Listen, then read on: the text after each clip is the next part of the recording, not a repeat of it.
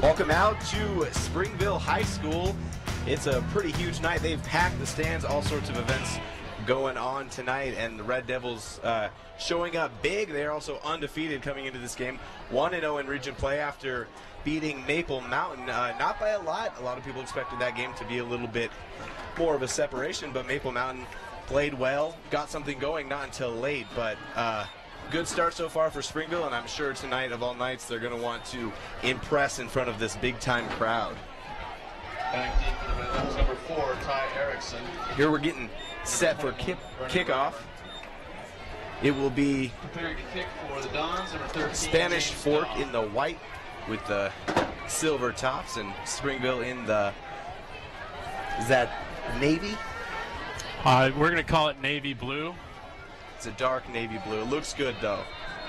Looks like they, I heard they were having a red out today. A lot of red in the stands, so I'm surprised the team isn't wearing red. Kick down to about the 1 yard line, and it'll be returned. It's going to be brought up straight down the middle, and there's room to run if he can get to the edge. No one else gets tripped up a little bit. And finally, some Dons get around, and he loses the ball after a big-time return. And it's been shuffled around a little bit, and it looks like Springville will.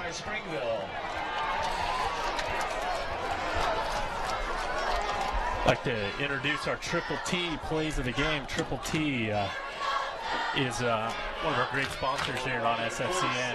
First key to the game is Spanish Fork has to play a near perfect game with minimal turnovers, minimal penalties. Also, they have to try and match Springville's enthusiasm. There's a lot of people here. I have a hard time finding a place to even park. I'm in the neighborhood somewhere, so I feel your pain.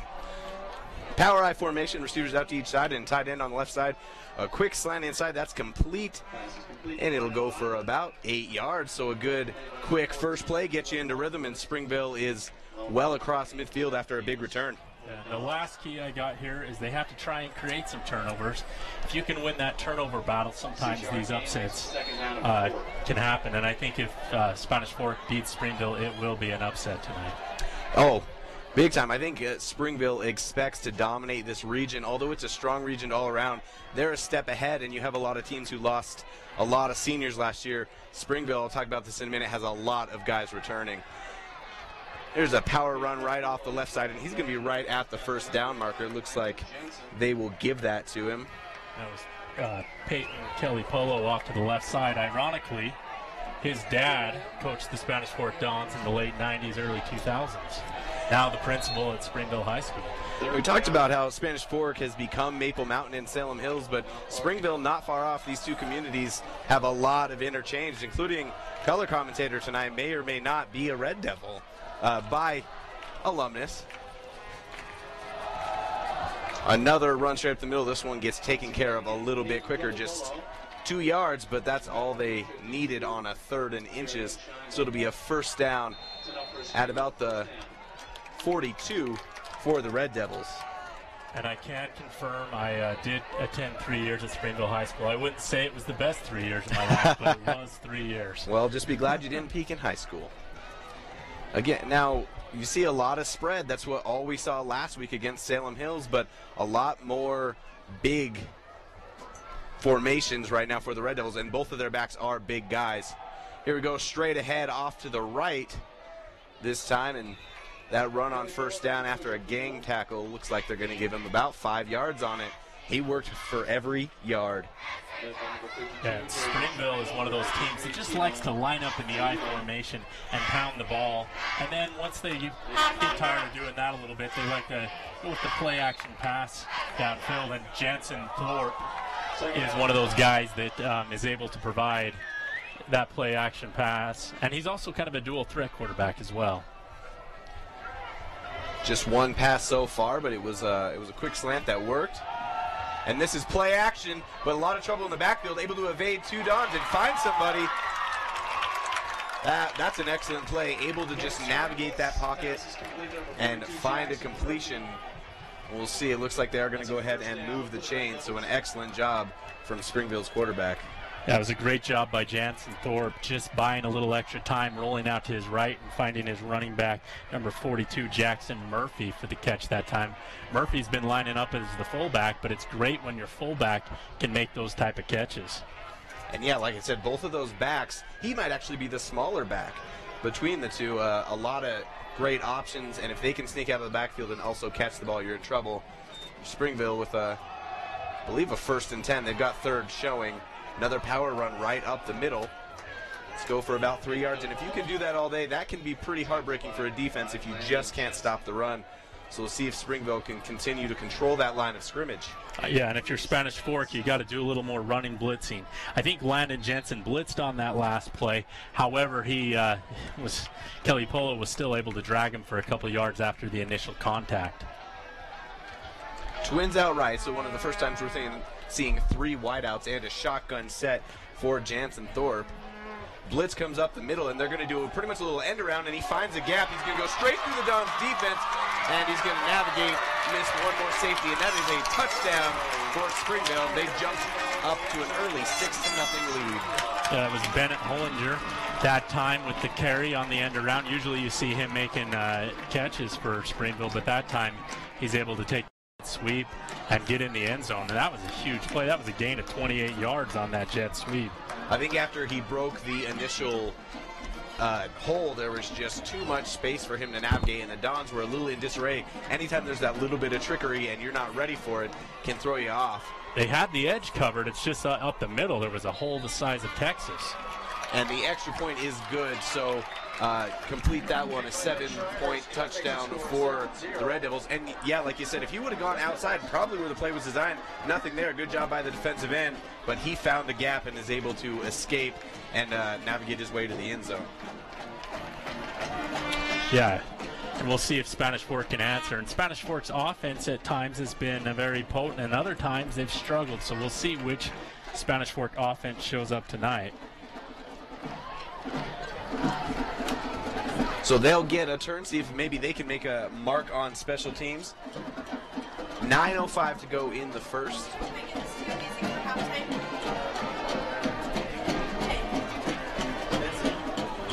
I think Spanish Forks had some great returns this season. I think it might, if they want to keep in this game, they might need some help from the special teams as well, as Springville was able just to march the ball down that time without any real resistance. Absolutely, and you hope the defense saw some things and knows how to react.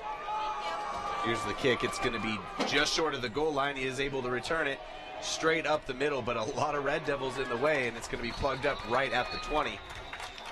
Good job. They just seem to get past that line of Dons and have a committee waiting for them. And that's why Springville won the region last year. They only lost 1 game. It's been a long time since they've had been in a close game as well, I think, in region. And out of region, they didn't play an easy schedule. So far they have they're looking to compete. I talked to their defensive line coach, a friend of a friend, and they expect to compete at the highest level each year and see if Region 8 can give them any competition this year.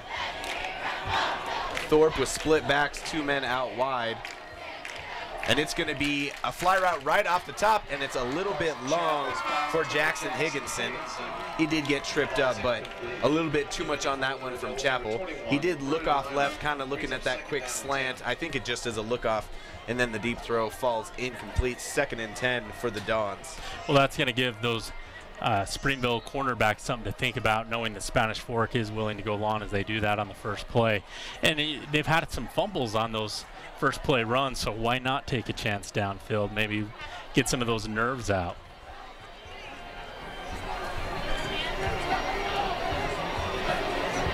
Second and 10, quick throw, screen look out left, and it gets broken through. One of the Springville corners able to shove his way through the blocking receivers and nothing doing. A loss of about 1.5 yards, maybe 2, and it's going to be 3rd and a long, long way. A couple of key players to look out for. Number 55 is Junior Molipola, a defensive tackle, and then Cole Bowers is number 11. He'll play both safety spots. He had a couple of big pick sixes against Skyridge, so a lot of strength in this defense for Springville. And Slavin's the guy that made that last tackle. Looks like he's playing with some sort of broken wrist. He has a soft cast on his left hand, but did a great job of wrapping up that time. Not stopping him so far. Here we go, 3rd and long. Chapel throws a little bit short. Once again, the target is Higginson, and that looked like they were just trying to get him to the sticks and turn. Would have been a first down, but he was a little bit short on the throw. It is quickly a 3-and-out for the Dons. And remember, last week didn't start out so hot either. Yeah. You're facing a higher level of competition, but you just got to remember that it's early in the game and you have plenty of time to get things together. Yeah, their first 3-and-out. But Chapel, he didn't have time for that play to develop because you can't throw the ball when you're falling down. Yeah, he's been very quick with it so far under good pressure. There's a nice punt, gets the returner moving, but he catches it on the run. Once again, finding the edge, and enough Don's able to swipe him there, but a pretty similar spot to the kickoff return. There is a flag, looks like in a holding spot, about 15 yards behind where the run ended at about the 46-yard line in Don's territory. Yeah, great return by Hollinger again that time. Last time he touched the ball, he scored. This time he makes a great return, but it's all for naught as they'll come back with the penalty. And I think Spanish Fork, they look a little lax on that sideline. They need to bring a little more enthusiasm. We saw Salem Hills in that second half last week bring a lot of enthusiasm and was able to come back and win that ball game. I think that's something Spanish Fork's been lacking this season, in my opinion. It is, and they've got time. Like we said, they have a lot of sophomores playing, but better to learn quick on the job. They still have the ability to make something good out of this region. If Springville is a heavy favorite, there's still a lot of room for that next best team. I think Spanish Fork really feels like they compete with anyone in the region. I think Wasatch will be tough this season as well. Power eye once again. Good patient running by number 34, Kelapolo. So we've already seen 3 guys carry the ball for Springville. All looked pretty strong. That one goes for another 5 yards.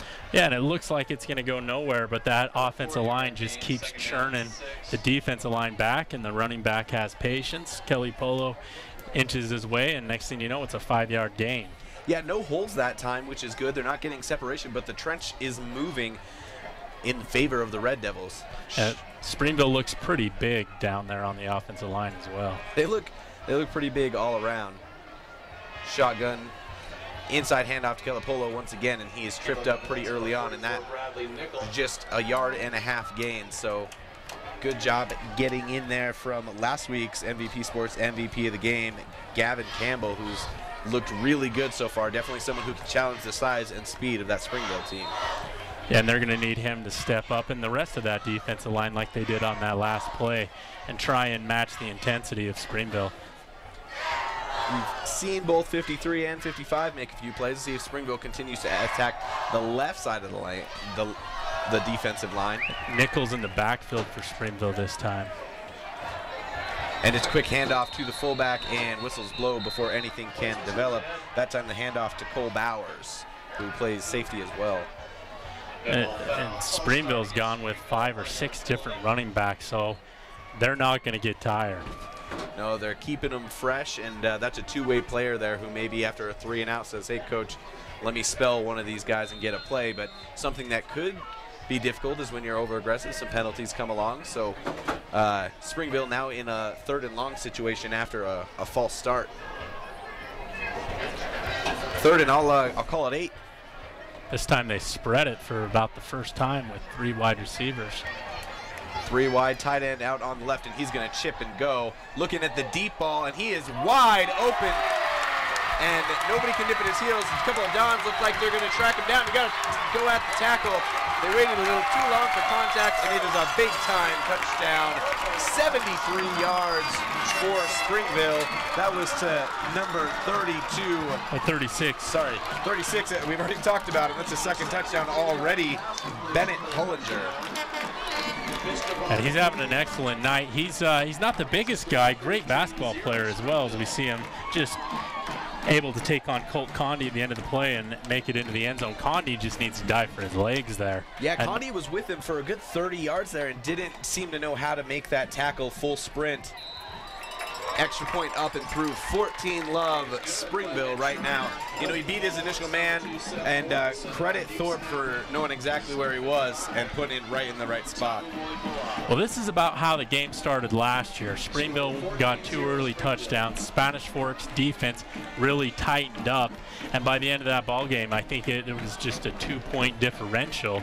So Spanish Fork's not out of it yet, but they're going to have to dig deep in and you know, see if they can't get something going here on offense. You've got to get your defense off the field. You have to pick up a first down on this next possession if you're Spanish Fork.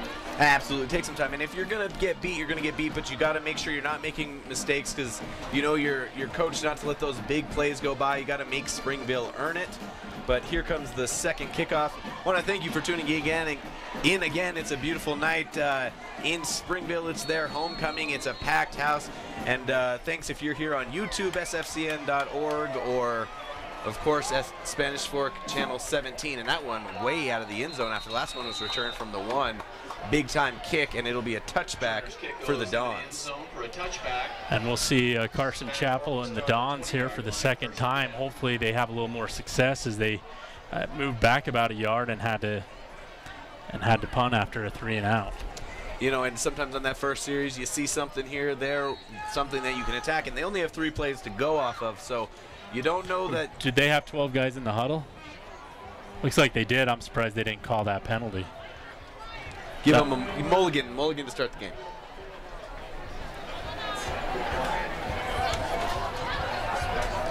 He's going to push Noah Conway behind him. Blitz is coming, and it's a quick inside handoff.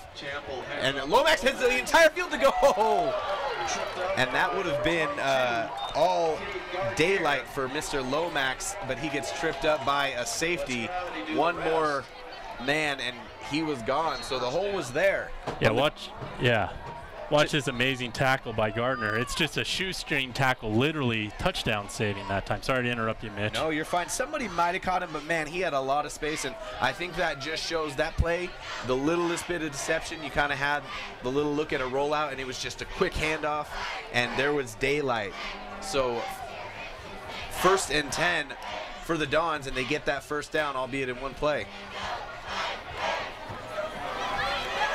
One-on-one coverage outside where nobody is, and then again, it's just a little short and outside.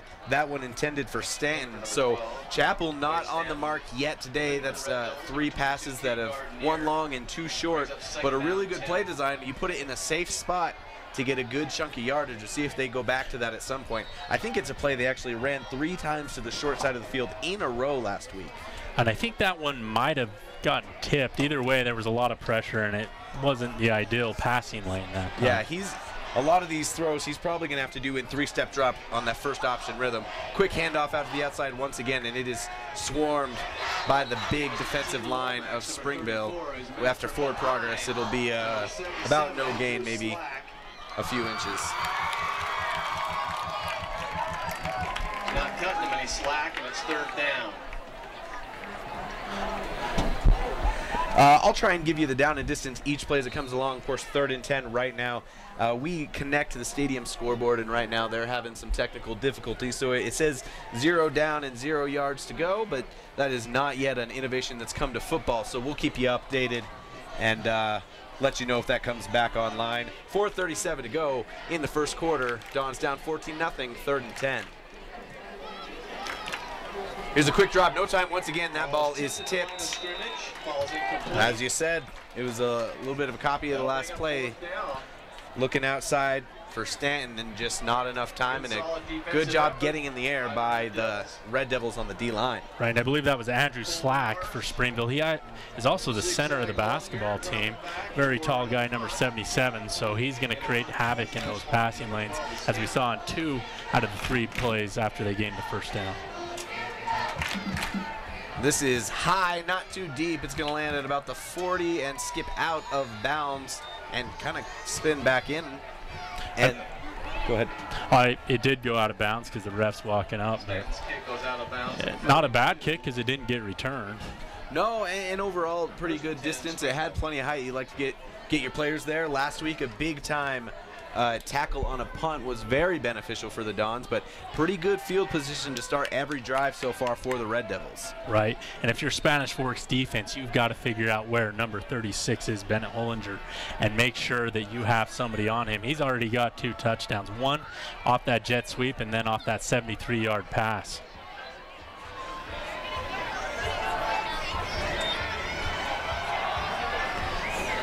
And this one straight up the middle, and wow, it was plugged up after about 2 yards, but somehow it ends up being an 11-yard gain. The feet just kept on churning, and the line kept on pushing. 1st and 10 now in Don territory. And not hard for Springville to call plays right now when that middle is wide open. Well, it really wasn't open, but the offensive line just was churning people back. Spanish Fork might need to get a little bit lower there on the defensive line as they're losing a lot of leverage. Slack on the right, Gavin Deedy, number 67 on the left. Straight up the middle once again, and that one, Kelly Polo, 5 yards. It just seems like 6 yards, maybe. It seems like clockwork so far. See if the Dons can figure something out to get through that line. Pretty standard dive plays so far for the Red Devils. Yeah, they're just choosing the left or the right, and they're just bullying their way through Spanish Fork's defensive line into the 2nd unit, and which brings up a 2nd and 4 here for Springville.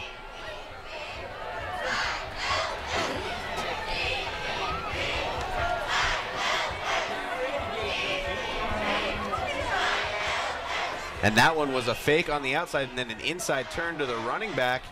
And looks like there's a flag thrown at the end. See if there was late or face mask, because I didn't see a hold in that area. It doesn't seem to be that kind of call, no. But kind of a nice piece of trickery, but got sniffed out. Was that the tight end that came back on the sweep?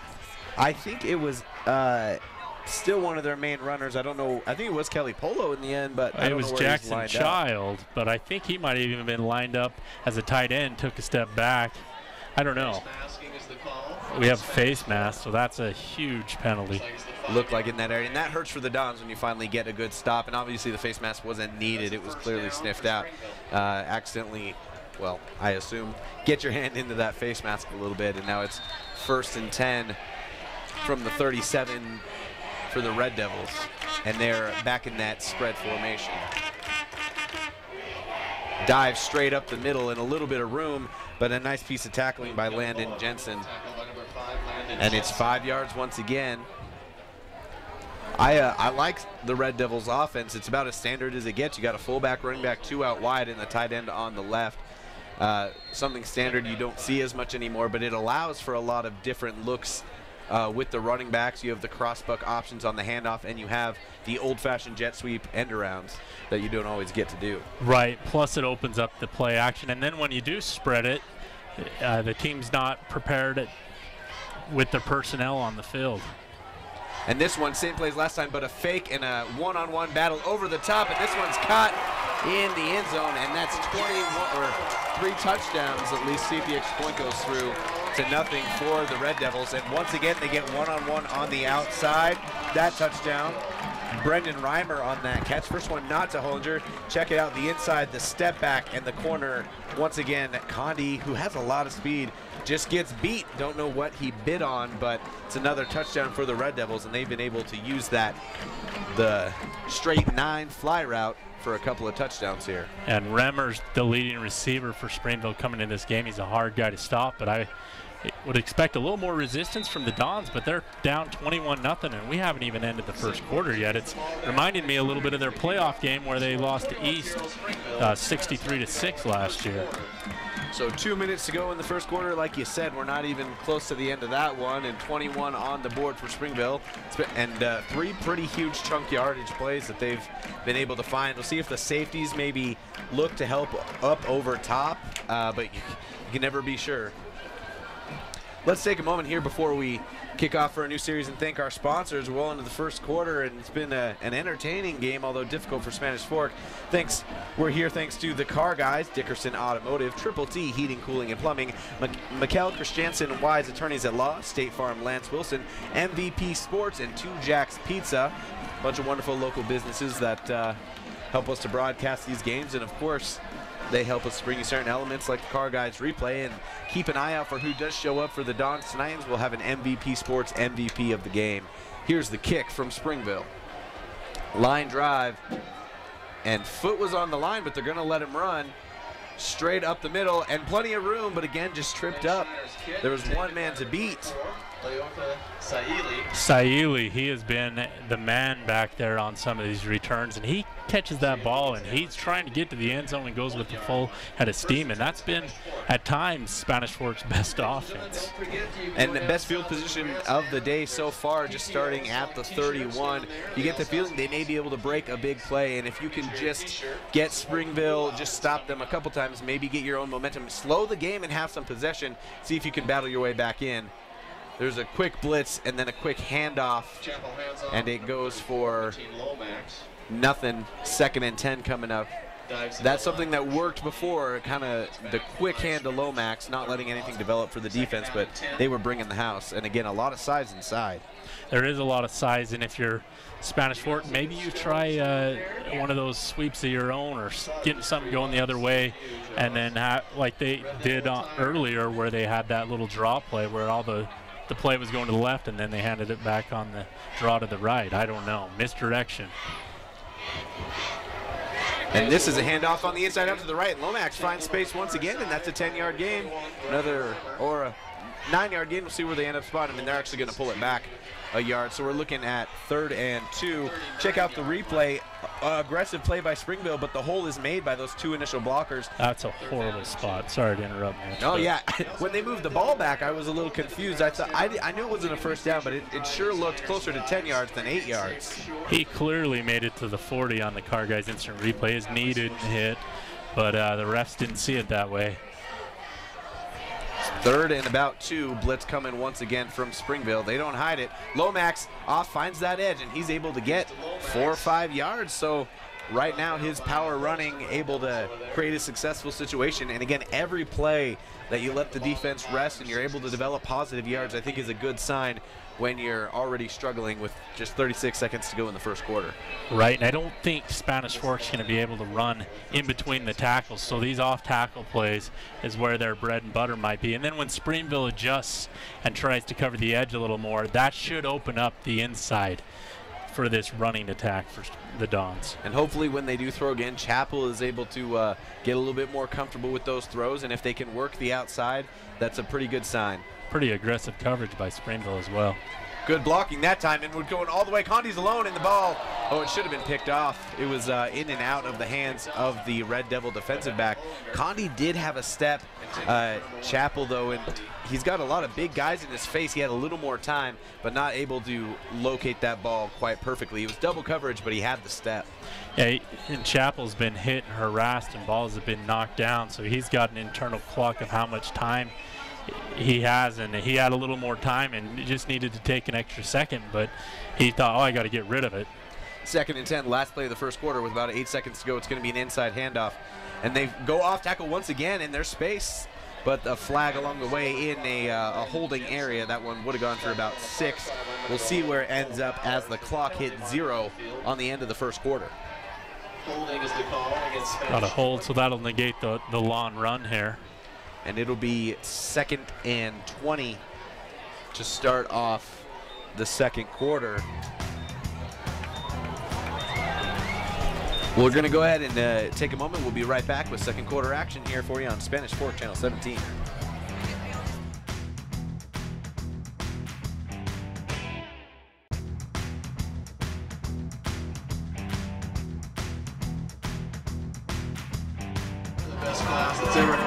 Welcome back out here to Springville High School on a beautiful evening in Utah County. We've got Region 8 football here for you between the Spanish Fork Dons and the Springville Red Devils. And thus far, the home team on their homecoming night has taken it to the Dons pretty good. Dons do have possession of the ball right now. They're going to be looking at about 2nd and 20.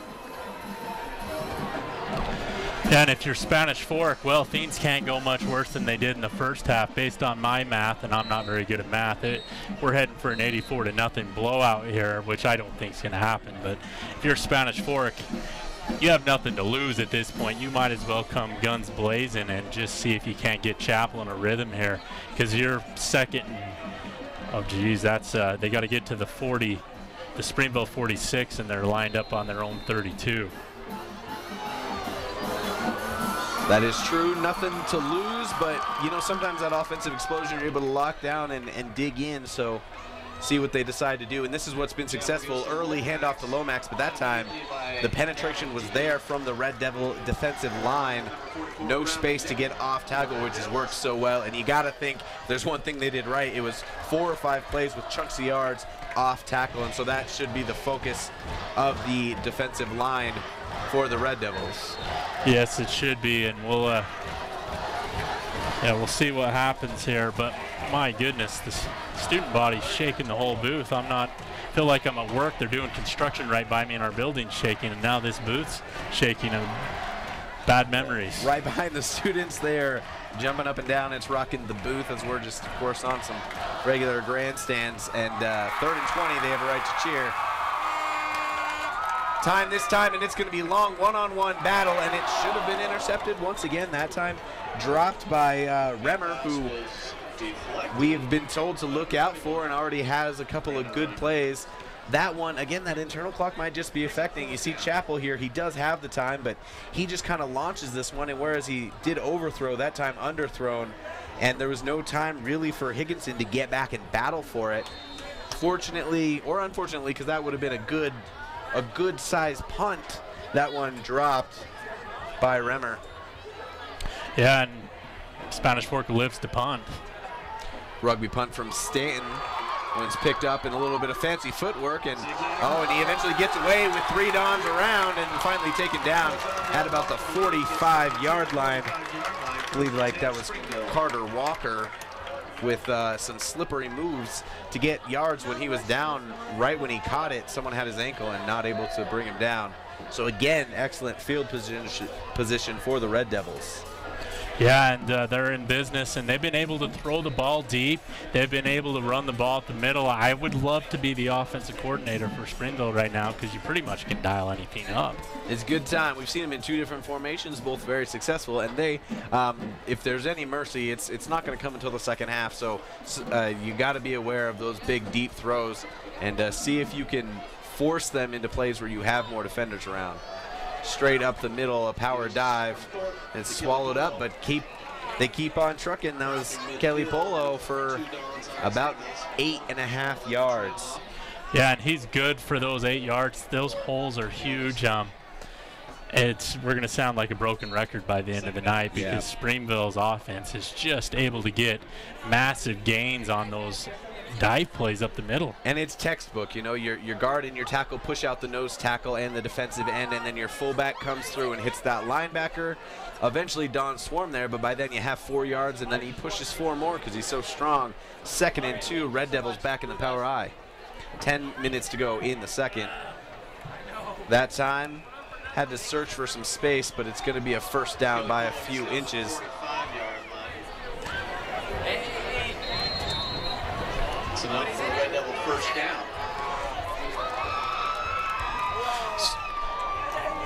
If you're watching on YouTube, or you may or may not be able to hear us, we are having some difficulties, or if that's your plan at some point later tonight, there's some technical issues going on, but you can flip right over to sfcn.org and stream the game wherever you are, and that is, of course, every Friday night for the game that we happen to be covering. So if you're on YouTube and you're kind of in right now, but it's been back and forth, we are having some issues. Here's the throw from Thorpe into double coverage, and just a little bit long for Reimer. Yeah, Reimer was double covered in those bracket coverage, and Thorpe did a good job of putting the ball in about the only spot. Yeah, just about perfect. He could, and he's looked pretty impressive for Springville. He has, and he's not being asked to do anything crazy. He's had a quick slant, and then he's had these over-the-top passes where you have to locate him, which is a specific but quality skill for a quarterback. That time, though, we saw the safety come over the top and help, which was lacking in the 2 big throws before. It was one-on-one with the corner with the safety coming over late. Inside handoff, and tripped up was Kelly Polo, and that's going to go for no gain.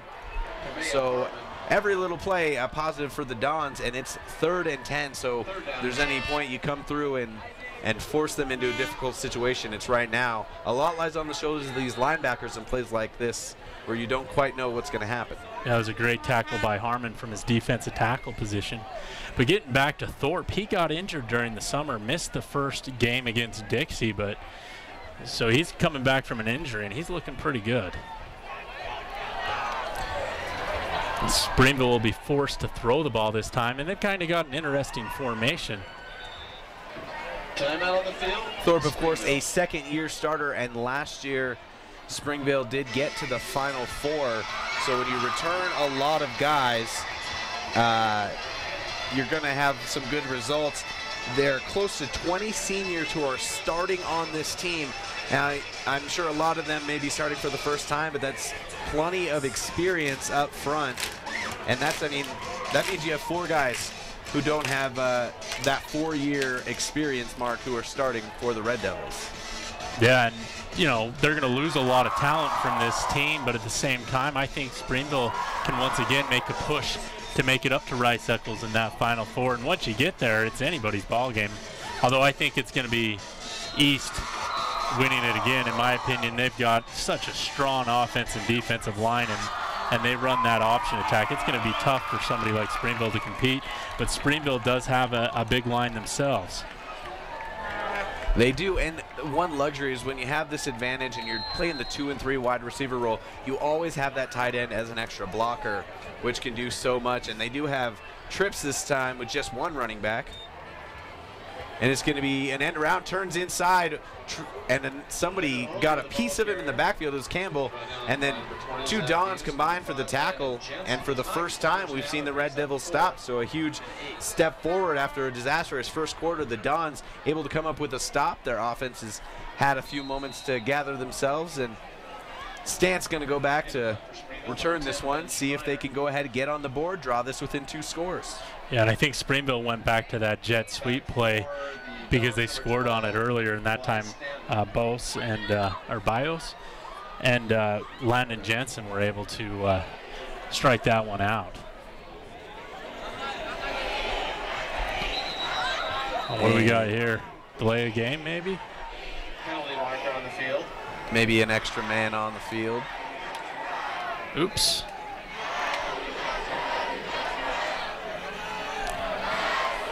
Why not try and play with 12? You're only up 21-0. That's an issue we've seen both teams face now. Of course, it was long before the snap. Dons were able to get that 12th man off and didn't get called for it, luckily. 12 man in the huddle is, of course, a penalty. Pretty standard lineup from each side. Stanton again waiting back for that punt. He's at about the 9-yard line. Nice looking punt, plenty of time.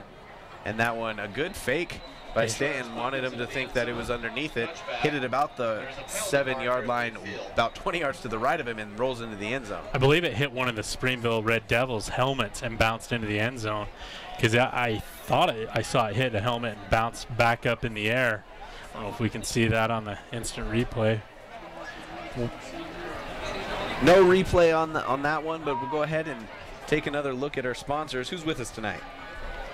We've got the car guys with the instant replay, Dickerson Automotive with the offensive drive of the game, Triple T Heating, Cooling, Plumbing with the Triple T keys to the game, Mikkel Christiansen Wise with the great assist, defensive assist of the game, Lance Wilson State Farm is with the great assist, apologize, and MVP Sports Player of the Game, as well as 2 Jack's Pizza. Spectacular businesses helping us to bring this game to you tonight. I'm Mitchell Marshall here with Chris Hurst. 21-0 Springville, but a stop by the Dons, and they're back in business at the 20-yard line. Quick throw outside. This one's on target. First good throw, and unfortunately Saili couldn't handle it. It bounced right out of his chest, and it'll be 2nd and 10. Now, Mitch, at halftime, we're going to have another homecoming presentation. We're lucky enough to have 2 in a row, as we were at Spanish Fork's homecoming last week. In basketball, one year, when I was doing the Spanish Fork games, we went to 3 senior nights in a row, and so those halftime shows can sometimes go a little bit long. When we were doing baseball, we did back-to-back graduation ceremonies where the guys couldn't make their graduations. Chapel steps back, gets a completion, and this is going to go for about 7 yards. So good forward progress. That went out to Stanton. But we watched back-to-back games, graduation ceremonies for the guys whose graduation was happening mere feet away in the UCC Youth Center out at UVU, but we're on their baseball field playing in a playoff game. Jaron Hall, someone you know from Maple Mountain, it was interesting to see him, who's a 3-sport athlete all of his time. I called him across 3 sports, had to get his diploma on a baseball field. So all sorts of events come forward and make these games interesting. Here's Chapel on 3rd and short, and Stanton tripped as he was trying to turn back in. Rough because he was thrown to a spot and had some time, and Stanton just slips. And, you know, once again, it says 0 down and 0 to go. It's 4th down now, and Spanish Fork will line up to punt. I wonder if they're using the 0 and 0 in the Arena Football League yet. Yeah, that's probably something. Now, in the XFL, that was definitely a thing. And another flag. Ooh, and if this is on Springville, it's a substitution. It's a first down. I think it is. The offense will come back on. They have 12 guys lined up. A lot of miscommunication on this Springville special teams lining up. Happened on the other side of the punt just a couple plays ago, and their captains are talking to the refs saying, no, we only had 11. Let's see if they come together to discuss it. The offense coming back on the field for the Dons, but the Sticks have held still at 4th and 3. CIC. I think there's only 11 right now. And it looks like they're going to go ahead and wave off the flag. I didn't see anybody run off for Springville, and they only have, I'll double count, but it looks like they only have 11 out there. Back to 4th and 3. Springville's got 2 returners back. They have kind of a trips right look on the off block where the rugby punt's coming. Ooh, that's a penalty. And Stanton gets knocked over. That should be a first down. The ball is fair, caught by the Red Devil returner, but a flag comes through as roughing the kicker call. Yeah, and that was on number 6 for Springville that time, Kalamula. And I don't know what he was seeing there, because he clearly could have stopped, but he decided just to run into the punter anyways, and that'll give Spanish Fork a first down. And that's huge, because if you were able to get the ball for Springville, march down and take a 28-0 lead, you'd take all the momentum going into the half. But if Spanish Fork somehow able to score on this, that's a huge turn of events. Absolutely. You get your first stop of the game, you're able to get a first down. A couple of penalties have hurt Springville already, and we're halfway through, almost halfway through at 6:30 the second quarter with no points for Springville, whereas last quarter they got 21. So you find the positives and see if you can put something together. Defense getting plenty of rest now. Inside quick handoff to Lomax, and he's stuffed at the point of action. Nothing doing. And that's pretty much summed up the Dons' running game up the middle. Now, when they've tried to go off tackle, they've had success, and I don't know why they've gone away from it here on this drive. Keep them honest. Keep them honest on the inside. Maybe try and open up the outside.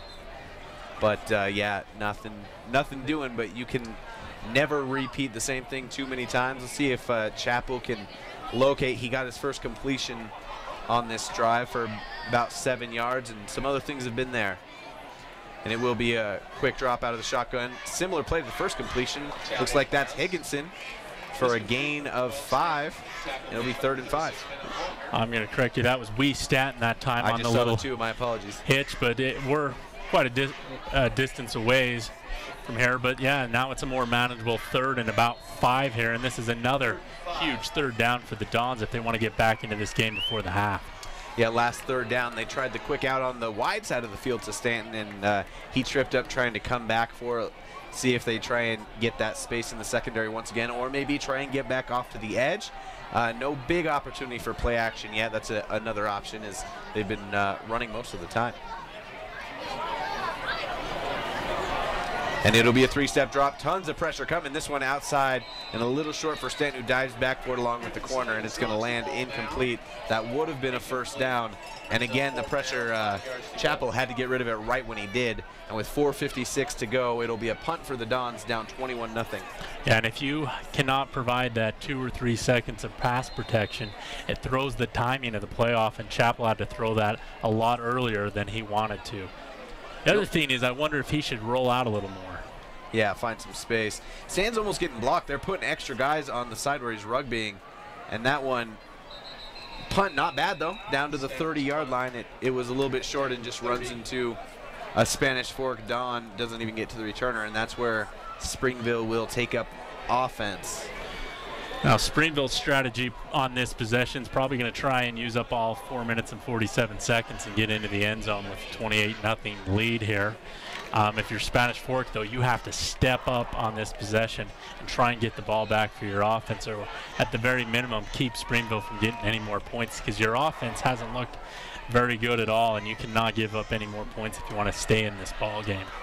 Springville, in that ground and pound offense, that's what they've done most of the time out of this formation. And the handoff will go back to the running back, and that one is tripped up after, looks like no gain. So successful first play, not allowing those big 5 or 6 yard chunks that they've seemed to start every drive with up until now. Yeah, they didn't gain anything on first down on that run, and that's a win for the Spanish Fork defense, and they stepped up and with a run blitz and are kind of anticipating some of this play calling. So great job by the defense that time and the coaching for calling that run blitz.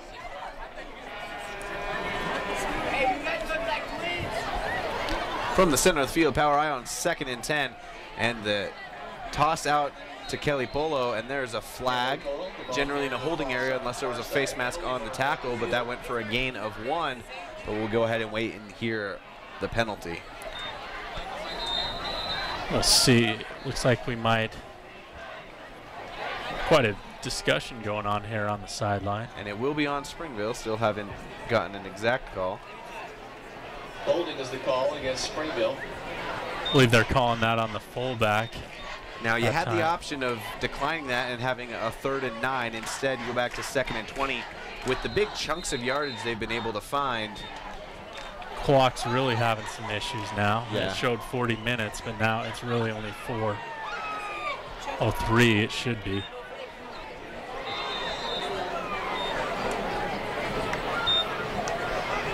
Referees, of course, keep track of this as well. Shotgun, and Thorpe slips up, not able to get it out, and he is sacked.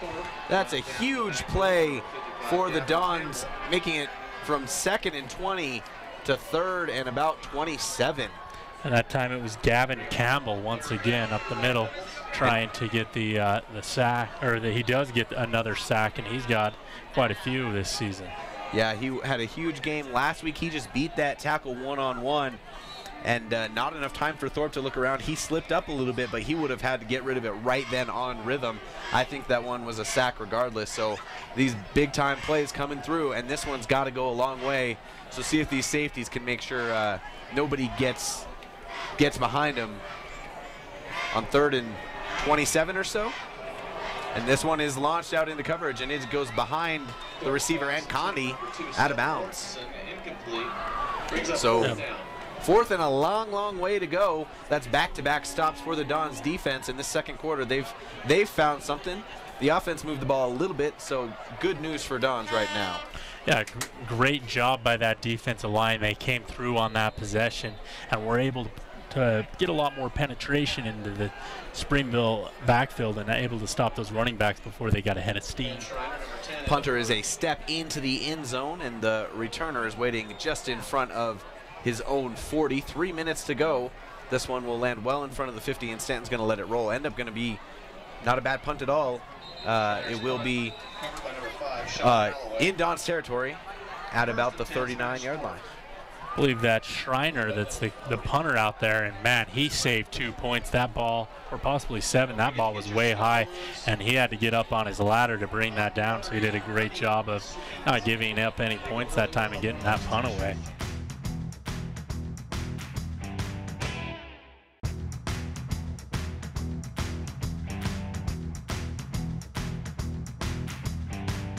So with 3 minutes to go, after being down 21-0 at the quarter, the Dons, if they can get this going with fairly good field position, could go into the half at 21-7, and that's a whole lot of new life, especially after the way your defense is performing. It's going to be twins right, split backs in the shotgun, one out left, blitz coming, and a quick inside handoff to Lomax, and that gets blown up. Again, a lot of bodies in there for Springville, and they don't have to be concerned about the quick throw to the outside yet. We'll see if Chapel can connect on one of those. Yeah, and Springville's secondary is playing way close. A lot of bump and run coverage, a lot of man-to-man, but when your defensive line can put a lot of pressure on it like Springville has, your corners don't have to cover that long, and you don't want to give up that quick pass, and that's what Springville's been doing. Same formation, 2nd and 10 for Spanish Fork. 2:21 to go. And this is going to be a throw to the outside, and it's standing, and he turns out and kind of dives forward after he gets wrapped up by the corner, and that's going to go for a gain of about 7 yards. That's a pass they've been looking for. They've completed once, and they know it's there, so good positive yards. See if they can keep taking advantage and keep the secondary honest. A nice quick 3-step drop. Chapel releases the ball right on time. Springville didn't get any pressure. Now it's a 3rd and 3, and this is a huge 3rd and 3 for the Dons. Manageable and almost at midfield with 1:45 and counting to go. And the referees are talking about something. Looks like maybe a timeout. Nope. Just sorting something out, so we'll go ahead and continue on with 3rd and 3 for the Dons. They do have all of their timeouts at the moment. And this is going to be an outside swing, and it's a double pass to a wide open Higginson. He's going to catch it at the 25, and he's in the end zone. It's 21-7, and a big time piece of trickery from the Dons to bring themselves within 2 scores after a night and day 1st to 2nd quarter. And Noah Conway gets his first touchdown pass of the season as he comes out of the backfield, and that was clearly the design all the way, and that caught Springville with their pants down, for lack of a better term, that time. And Higginson catches that pass. That's I got about a 52-yard touchdown pass for that. Absolutely, and now it looks like they are going to go for 2, and they've got the old swinging gate formation with their line out to the left. Conway by himself, inside pass, and are you kidding me? They're up to 8 points on that one. Nobody from Springville even came inside with him when he ran in on the slant. And we'll make that last drive in that pass by Conway our Dickerson Automotive great drive and great play of the game. Check this out one more time. Springville didn't know what to do. That's a formation I've seen. It's pretty common in high school, but not something you necessarily train for. Their line was out to the left. Then you just have a couple of linemen, your snapper, one more, and the kicker. No one really rushed in on Conway, and a man just came in untouched for the slant. You know who caught it? The kicker, James Daw. Really? I was trying to check that number out. That's excellent. So if they call that check off, the line will move back, and Dahl would have went back and kicked that. But instead, he's got himself 2 points. And back-to-back good throws from Conway, who's making things happen. Now, the Red Devils do have 1:27. I'm sure they're going to be fired up after that. But what an excellent way. A big play to combat a couple of big plays that got you down. Spanish Fork back in business with a couple of excellent things. And just number 44, Bradley Nickel, would have blown that play up if it was a toss run. Credit to him. You have to break down. That's what he did, and it allowed just enough time for Conway to step back. And credit to him for getting it off. That one goes out of bounds at about the 15-yard line. But big ups to Conway for just setting back, and luckily the trick worked, and you had a receiver all by himself. I'm going to talk about that play all night. I don't know. That was awesome. That was an awesome play, but unfortunately, Daw comes back after catching the 2-point conversion and kicks it out of bounds, and Springville will be in business from their own 35. They have all 3 they took one earlier. They only have 2 timeouts left, but the way they've been throwing the ball, they have plenty of time. And we'll see if they do try and get chunks in the run game, if the Dons expect run, or if they do air it out. They are coming out in that power I formation. And he had that kick. I didn't know if they were going for a pooch because they didn't want a big return, but obviously way too far out to the sideline, which is a flag. Quick handoff to Kelly Polo, and again, starts off with a big chunk of yardage. That goes for about 8 with 1:17 and ticking to go. No timeout by Springville. They're just going to jump right back on this ball. I'm guessing they came out with 2 plays called. The no-huddle I formation. Absolutely. In this one, a straight run once again, and plenty of room for Kelly Polo. He gets taken down, but it's another gain of over 10 yards there now into Don territory. The clock stopped to move the chains, no timeout, so they won't lose any time. They might just run the ball I formation. We're just going to run the same play until we call a timeout, guys. See, this one, same exact play, and he's broken his way through, and no Don's going for him, and eventually taken down at about the 21. Yep, looks like they're going to have him out at the 21-yard line. Again, 50 seconds to go, plenty of time, and that time, rather than an 8-yard chunk, almost broke the touchdown. Power I, they're probably going to do the same thing again. This time it gets swallowed up, and he gets thrown down for no gain. A good job by the defense of stepping up after a few successful plays. And now it looks like they'll take a timeout with 37 seconds to go.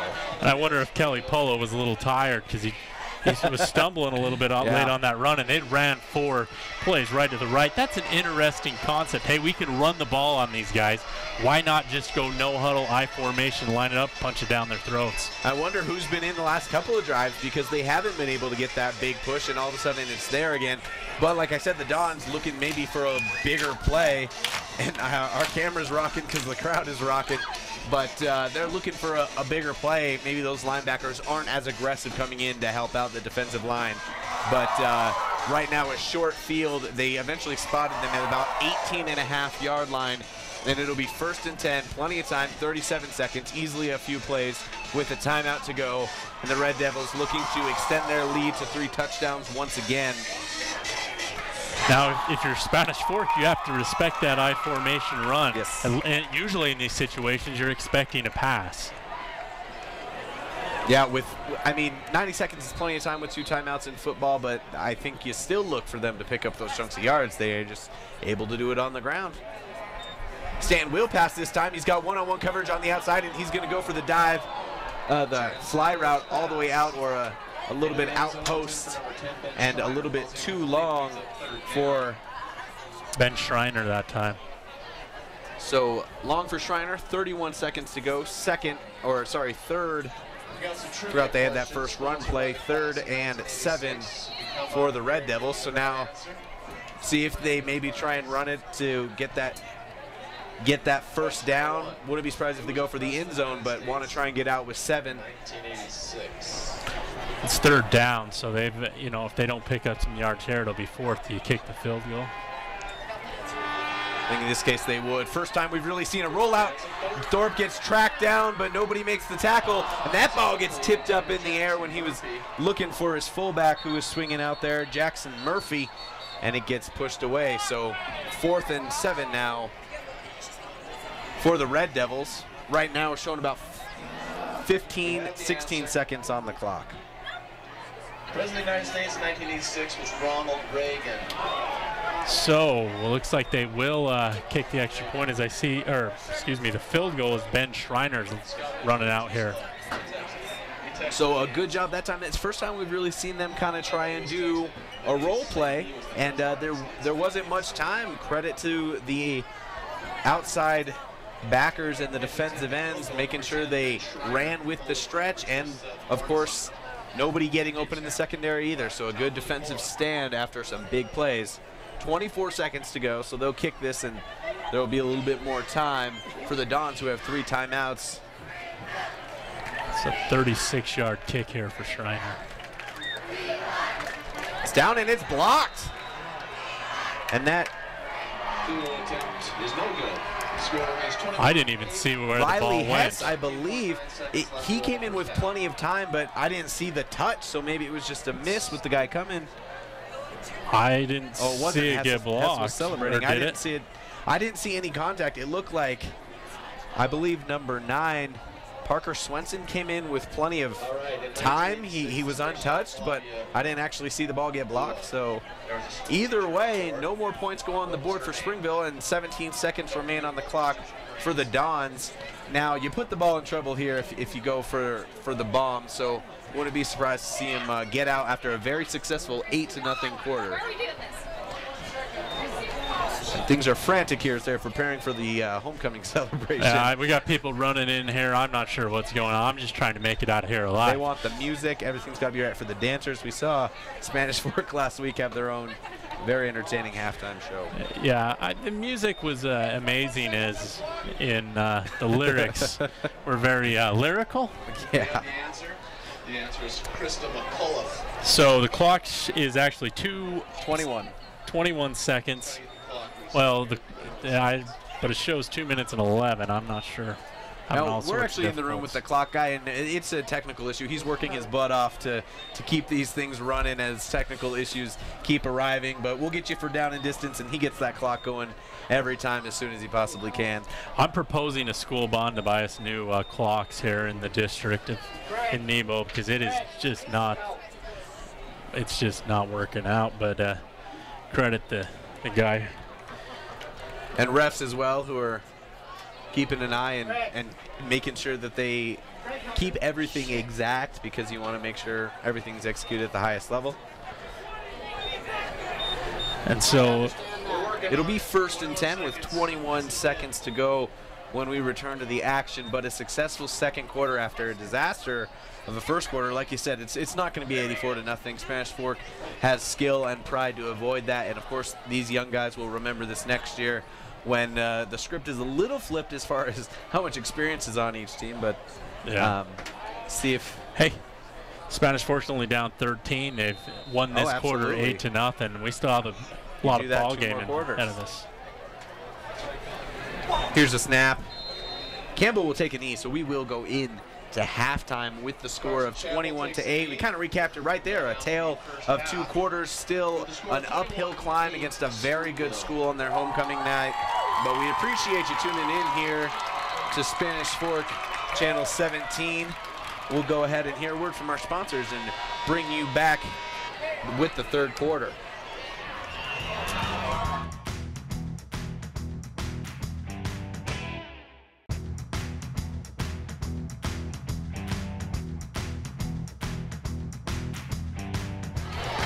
Welcome back to Springville High School. The band's getting ready. The dancers are getting ready. The cheerleaders getting ready, because it's homecoming. It's homecoming. I mean, you don't get a bigger crowd than this really to come and see your stuff. And usually you try and schedule a win for homecoming. So I don't know, if I was a Spanish Fork Don, I'd be a little offended by this. Yeah, that's true. When I was in Springville, we would schedule Payson with regularity for the homecoming game. Both as a sophomore and senior, we did that. And you're in region, so you can't really do somebody who's not competition or 3A. But sometimes I've heard the politics of athletic directors. There's only so much you can do about a schedule. But up first, it looks like we have the Red Devil Band. See if they're as good as their football team.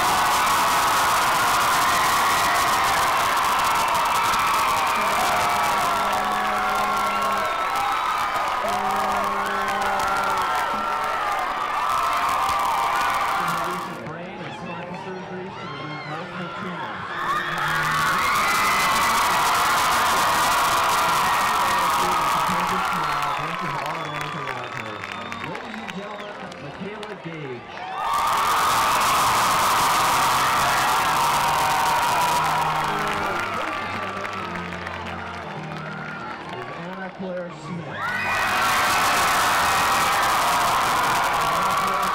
Study abroad in London.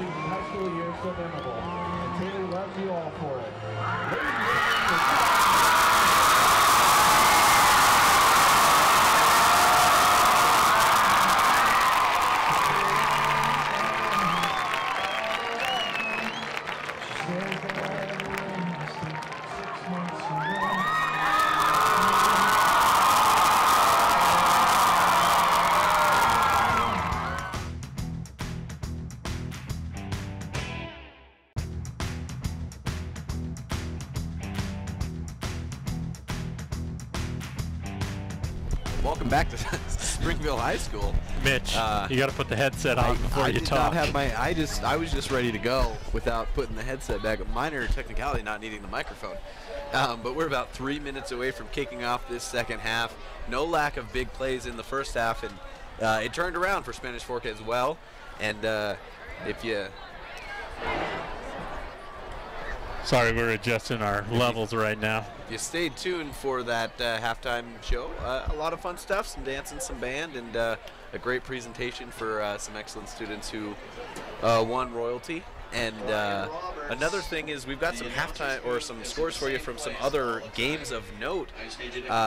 Right now, Salem Hills is beating Uinta 28-14, but the real one is from right here, Maple Mountain's having a game. Yeah, they're beating American Fork 13-7, and Maple Mountain goes into that game 0-4, and American Fork 3-1, and for American Fork, trap game for American Fork, I guess. But next week, right here on SFCN, we will have the Maple Mountain Spanish Fork rivalry for you live, the battle for the fork, if you will. And that's going to be spectacular. It's always fun. Last year was fun. Baseball this past season had its ups and downs, and again, teams show up for a rivalry regardless if one is having a better year, and thus far neither team really separated themselves. But if you're 0-4 and you take it to a team like American Fork, that's quite a way to bring some momentum into a rivalry game as the players enter the field once again. And for Springville, they started off really hot. They got that 21-0 lead. It was a lot of Hollinger and Reimner and Thorpe, the quarterback, throwing the ball. It got them that early lead. They were able to run the ball very well, but they weren't able to punch it in that second quarter. And that one trick play by Conway, where Chappell pitched it back to Conway and he threw it down to Higginson for that 52-yard touchdown pass, and then they convert Conway on the 2-point conversion, as well as he threw that ball to the kicker, James Daw, to get Spanish Fork's 8 points. So it was a lot of Springville there in the first quarter, and Spanish Fork was able to settle in and win the second quarter with 8 points. Yeah, and a lot of good work also by the defense, and on that last drive they got run over a little bit again. You see that there's just a lot of power, but they've been finding ways here and there to just get the amount of stops that they need to get the ball back in possession. Before this half starts, let's tell you one more time about our sponsors. We've got the car guys with the instant replay, Dickerson Automotive with the offensive drive of the play, which was that Conway pass, we called that. earlier in the game, Triple T, heating, cooling, and plumbing with the keys of the game. Mikkel Christiansen-Wise, great defensive play, makes a great offense. Lance Wilson, State Farm Insurance with the great assist of the game. MVP Sports with the MVP player of the game, which we will name at the conclusion, and then Two Jacks Pizza, because who does not love Two Jacks Pizza? Find me that person, please. Third quarter is hungry time when you're in a booth, but a spectacular defensive play that we had in that was you had that critical third down when you saw the sack from Campbell, and that was a spectacular defensive play, but it was huge for momentum because you kind of felt like at any time the Red Devils could strike, even though they were getting backed up, having longer plays. On a 2nd and 20, I think there was still a lot of fear that, hey, this is going to be, it's still a contestable play, and that made it 3rd and 27, really swung the confidence, and fortunately the Dons able to take advantage and score. Yeah, they did, and I mean, it's really their offense was that one trick play thus far in the ball game. They're going to have to do a little more on the offensive end if they want to keep in this game. Their defense is allowing that so far. If they want to get back in this game, though, I think they're going to need a little more from Chappell, which means they're going to have to give him a little bit more time to operate with. Absolutely. Chappell, I think, on throws has had more than, those 2 steps, maybe once. And then, like you said, when he did have time, he has that internal clock. You ask offensive linemen to give you 3 seconds, to give you that drop and a pass in rhythm, maybe a second option also in rhythm, which is not easy. People say, oh, 3 seconds isn't long. A good defensive lineman can give you 3 to 4 seconds, but right now he's getting 1.5, maybe 2 on most plays. And so even though he's not even doing full 3-step drops, makes it really difficult, and he's having to throw over this big line to certain spots, and it's been pretty difficult for Chappell. And when he has had some space, he had a couple of missed throws, so that passing game has a lot of missed opportunities. They've been able to complete the out route to Higginson and Stanton a couple times, but let's see if that strategy can get a little bit more dynamic for the Dons. Yeah, what's crazy is the middle of the field has not been opened at all for the passing game, and they've been able to get a few passes out on the edge. For the Dons, and one thing they were able to do is that second quarter kind of went by fast. There just seemed to be thing after thing that chewed some clock. They're going to get possession here. Of course, you've got to continue to score, but not that a big play is bad. Believe me, if they can do that double pass every time, I'm sure they'd love to do it. Now that Springville's been warned about it, I wonder if they'll go back to it, but see if they can chew some clock and get more points on the board and continue to make a game of it. Return again from the goal line, and Lomax is going to cross the field through a pretty big cross section of players, including a lot of Red Devils, and he gets taken down at about the 23-yard line. Yeah, and Saili. I apologize, that was not, I saw the 4, assumed again. That was Saili that time. However, at the end of that play, I don't know why he went airborne. It's not like you were going to jump over 5 guys and get going, but man, that's a good sign for Spanish Fork. They're pumped up. They're ready to play. Yeah, here he got tonight. his motor going. He couldn't find quite anywhere to cut, but a good sign to start. Now, trips each way with one man in the backfield for Chappell. Inside handoff, Lomax, this has worked. He was looking for that space off tackle, and there was literally a man standing there like a bear with his arms wide open, waiting for him. That's number 67, Gavin Deed. So nothing there, not much Lomax could really do about it, and it's a gain of about half a yard. The bear defense there. Literally, he was just waiting off of that tackle who was engaged with the defensive end or the next man inside. Then when they draw 6 on that line, I'm not sure who's who, but easy play there. 2nd and 9. Here's a quick drop. This one gets tipped at the line again, going for that quick out to Stanton. I believe that was Stack once again that got his hand up and knocked that ball down from his right defensive end position. He's been causing a lot of havoc on the edge. And there are a lot of successful players on the inside. That D-line has been so stout, and you can't always see what's going on in the pile, but you know that they're winning that battle in the trenches more often than not. It's about 3rd and 9.5 here for the Spanish Fork Dons, still sitting at the 23-yard line. You're pretty much going to have to dial up a pass or some sort of trick play here. Just for a rush, 3-step drop. He's got a man open. That's Stanton, and he's going to dive over the sticks, and it's going to be a first down. So they've been able to find some room for their wide receivers on the outside. A great job by Stanton that time, planning right where he needed to be, about half a yard past the first down marker, and then was able to pivot his way to a couple more yards. We'll take a look at that on the Car Guys instant replay. You check this out again. The pressure is there, but good job by Chappell just saying, hey, I know where I got to go. I'm going to stand in, hopefully try and avoid the hands of some defensive lines. He's had 3 balls batted down, but he's able to be successful, and it's now 1st and 10 after completing a 3rd and long. That time the blitz came from the outside. They go straight up the middle and able to get 2.5, 3 yards out of the run.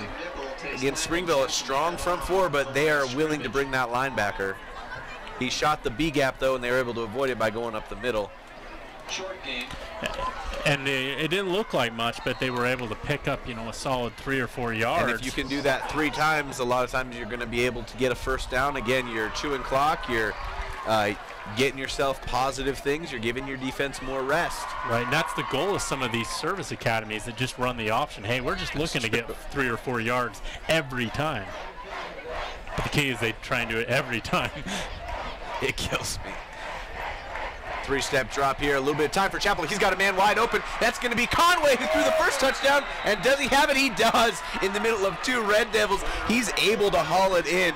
And that is a nice spot for Chappell. His confidence has got to be soaring after a couple completions. Here's your Car Guys instant replay. I think he was juggling that ball all the way. I mean, you can see it bobbling around. I don't know how he ended up catching it. But he hugs it, and it never hits the ground, and that's what matters. It's a lot of bear hugs going on in the 3rd quarter. That's the theme so far. So down 21-8, Spanish Fort gets a stop, and now they're moving there into Red Devil territory at about the 32-yard line. Quick inside handoff to Lomax. Again, those Red Devils come from the outside. They clog the inside, but he's able to get maybe 2 yards. You mentioned service academies. I grew up in Colorado, so I watched a lot of Air Force where the triple option is their favorite thing from head coach Troy Calhoun. And, man, they could compete in the Mountain West with it again and again. Lomax looks a little bit hurt. He's going to kneel down. Thought he was waiting for some help, but he jumps right back up. It looked like he was grabbing his wrist. Yeah, I think he was. And I saw 3 guys come in and 2 guys go out. Maybe somebody went out early. I did some quick counting, and I can't consider it accurate because it's just not my forte, but I think we're good with 11 guys. Here's a snap, the blitz comes, time again, and this is a fly. He's got a little bit of a step. A really good move by the corner from Springville, getting the inside on the ball, and he's going to have a blocker. He comes out. Now he comes to the wide side of the field with plenty of space to go, and Dons are trying to get down the field, and eventually they're able to track him down, and that is a nasty turn of events. Eventually tracked down by Saili. Wow, a lot going on that play. Well, you throw it into double coverage again. You can see on the Car Guys instant replay, and he's just trying to put it down and a little too centered. A really good job by the corner of just stepping, getting the inside step, the ball a little bit short, and unfortunately not, just biting off a little more than you can chew. Yeah, Slavens catches that ball despite having a cast on his hand as well. And he just stepped in at the right time. That ball just a little short and double, and he did. There was a time when he had the receiver open, but lands wrong.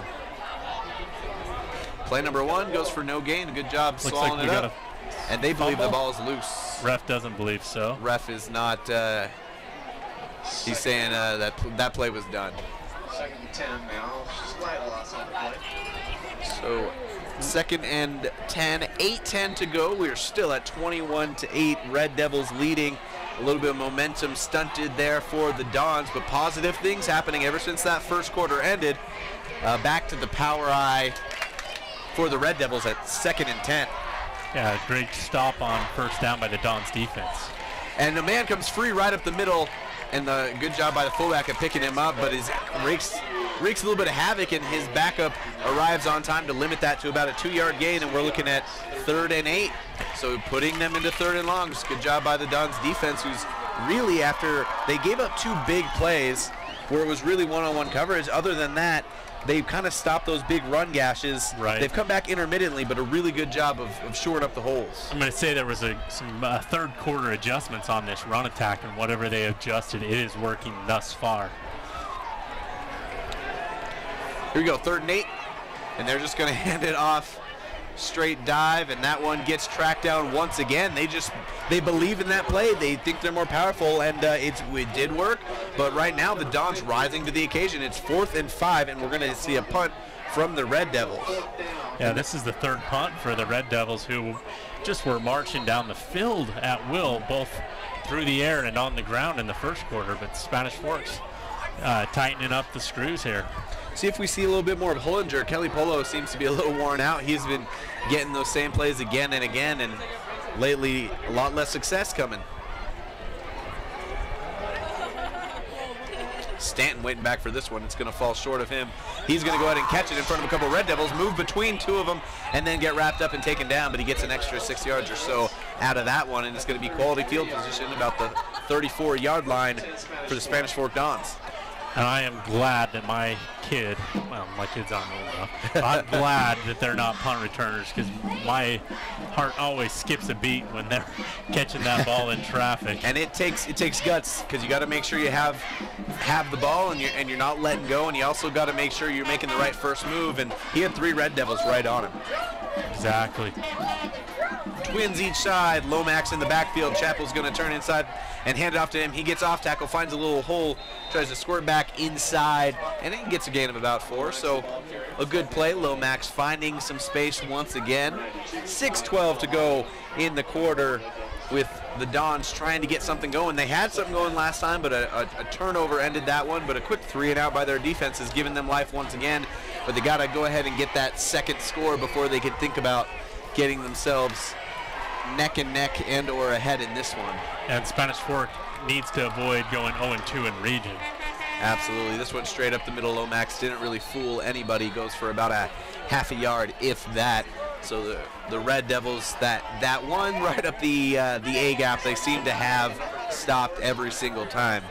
You know, when it comes to returners, I actually figured out the perfect way not to be a returner, and it was by not being fast enough. So just don't let your kid get too fast. Yeah, teach your kids to eat. Everybody loves a good line. Tackles don't get concussions. Come on. Well, they do. They do. It's just different story. It's just from the CTE. It's not from the big hit across the middle. Here's Chappell at 3rd and 6. And he has plenty of men all over him. He's able to complete it to Higginson, and he's going to have a first down. So a couple of really good 3rd down executions already. They got a 3rd and 9 last drive. If you check this one more time on the Car Guys replay. Yeah, looks left, goes right on that little hitch pattern, and Higginson's able to turn and get a couple more yards after the catch. Now, if you're Springville, you've seen that a lot. On the next 3rd down, I'm telling my guys to jump it, and I'm dropping a safety deep in the kind of a cover 1 situation, or maybe dropping 2 safeties deep. Blitz coming from Springville. It's picked up enough. Stanton gets the ball, turns his way out. The corner tracks him down, but he's able to dive forward, and that's a 9-yard completion on first down. So we're looking at 2nd and 1, but a little bit of rhythm here. This is something that Chappell, I'm sure, would have liked to get started a little bit earlier, but the Dons moving the ball, taking time off the clock, giving their defense rest. Really a good drive execution.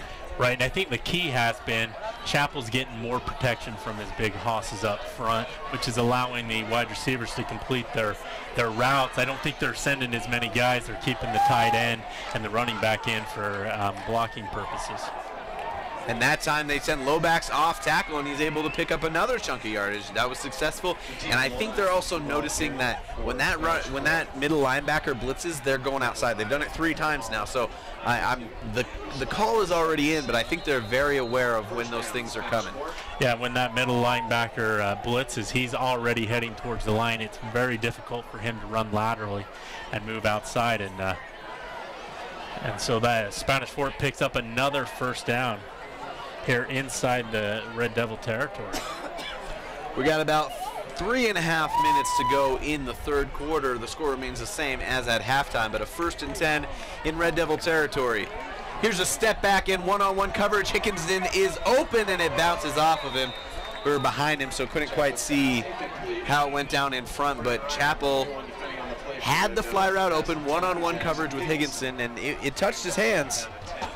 Yeah, had that ball been thrown more inside and maybe a little less air, I think we would have had ourselves a completion. But as it stands, it brings up 2nd down and 10. So, I mean, 1st down, and you feel comfortable with it, yeah, take another shot. I really like the choice. You can just pick up a chunk of this yardage and try and take advantage of the one-on-one. Here's a pass once again, and they pick up the blitz once again. And this is the stand who slips between 2 defenders. He makes the safety miss, and he's all alone, and he's gone. Another touchdown for the Spanish Fork Dons. And they didn't need the fly route to go deep over the top. Just able to fit it in. One of the passes they've been doing all day. Stanton comes in, catches it. He evades the first guys, as you can see on the Car Guys replay, and then he has one guy to beat, and there's just too much space. And a couple of Red Devil defenders run into each other. That's not how you play defense, for those of you at home. So it's 21-14, and they're not lining up for the extra point. It's the same swinging gate 2-point conversion. Let's see if the Red Devils have some assignments this time around. And this time, Conway's going to take it himself. He's looking for the corner of the end zone. Oh, and he steps back, and he's got... That's Saili. Saili, I was like, I don't want to be wrong this time. Wide open. He made it look like he was going to run it. Maybe he wanted to, but his man was open, and he tosses it over. And now it's a 5-point difference. Looks like we have a coach. They were celebrating. Well. It was a celebration, maybe not injury, but collision. Springville trying to get behind their team, getting hyped up, but we go from 21-0 to 21-16, and now you don't need a 2-point conversion or an extra point. If the Dons can score one more touchdown, regardless of what happens after that, they will have the lead. A gutsy call and a great play design on 2-point conversions. Huge props to the Spanish Fork Dons. Yeah, and give Spanish Fork credit. They had the one interception, but for the most part, you haven't seen a lot of play-driving penalties. You haven't seen turnovers that have stopped, the possession altogether. So they've played a pretty clean game and done a great job at making adjustments to compete with the Springville Red Devils tonight. Absolutely. If you told me this was going to happen in the beginning of the first quarter, I would have called you a liar, but that's why I'm not a betting man. This one gets punched into the air and caught at about the 15-yard line. Dons get in the area and take him down at about the 30. And things are getting a little bit chippy. You saw just somewhat clean, but they're some extra shoving. They want to get their hits in because this is inter-region play, and Springville, a heavy favorite on homecoming night, has allowed the Dons to get back into this game with 3 minutes to go in the third quarter. Well, and we saw this last week as Spanish Fork had a large, I believe it was a 16-3 lead at the half, and watched Salem Hills come back and win that game 22-19. Power eye for the Red Devils. Yeah, last week, first quarter, Dons looked like they were in a little bit of trouble. Then they flipped the tables and then lose it at the end, so you never know. That one, plenty of time, is a throw and catch, kind of out of the Spanish Fork playbook, something they've done all day. And that's going to be for a completion of 9 yards. 2nd and 1 coming up for the Red Devils with 2 minutes and 50 seconds to go in the third. Yeah, great job by Hess, number 42, coming up and making that tackle for Spanish Fork. But Springville had a lot of space. Yeah, it had a lot of space, but Springville had been running the ball, so Spanish Fork has to respect that.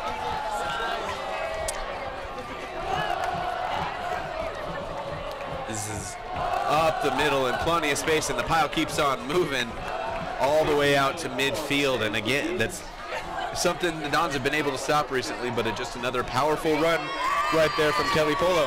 And I wonder if that last pass actually loosened it up for the run game that time. Things easily come in waves like that. Kelly Polo also had some time to rest after that long drive by the Dons. The Dons would love nothing more than to have Springville lose on their homecoming weekend. Absolutely, after a heartbreaker at Salem Hills last week. This one is pitched outside and getting around the corner eventually and picking up those last few yards. Good job holding the corner, but he was able to make 5 yards out of it. Yeah, great job by Kelly Polo getting around the edge that time and getting a few yards. Once again, we have the lights out on the Spanish Fork side. Springville's getting their cell phones out. We got a full moon. Wonderful atmosphere here at Springville High School. 2nd and 3 here with 1 minute and 30 seconds to go in the third quarter. And the Red Devils right now trying to march their way to extend a lead that they haven't been able to touch since the first quarter. And this is offsides, and I think it's going to be on the defense. They might have switched up the count to try and buy themselves a first down. And it will be encroachment. And that's a good call. If you've been on one rhythm all night, you know that they're aggressive and want to stop you on a second and short. Go ahead and switch up the count. And if you're the defense, that is just a huge mistake, as you just given Springville the first down, which is and it was almost huge. Everybody. It looked like they were all pretty much coming across. And second and short is a great down. You can kind of do whatever you want there, but a first down here. Fake on the toss, back inside. Kelly Polo's got some space, and Spanish Fork able to converge on him, but he picks up about 6 yards before he comes down, and we're under a minute to go.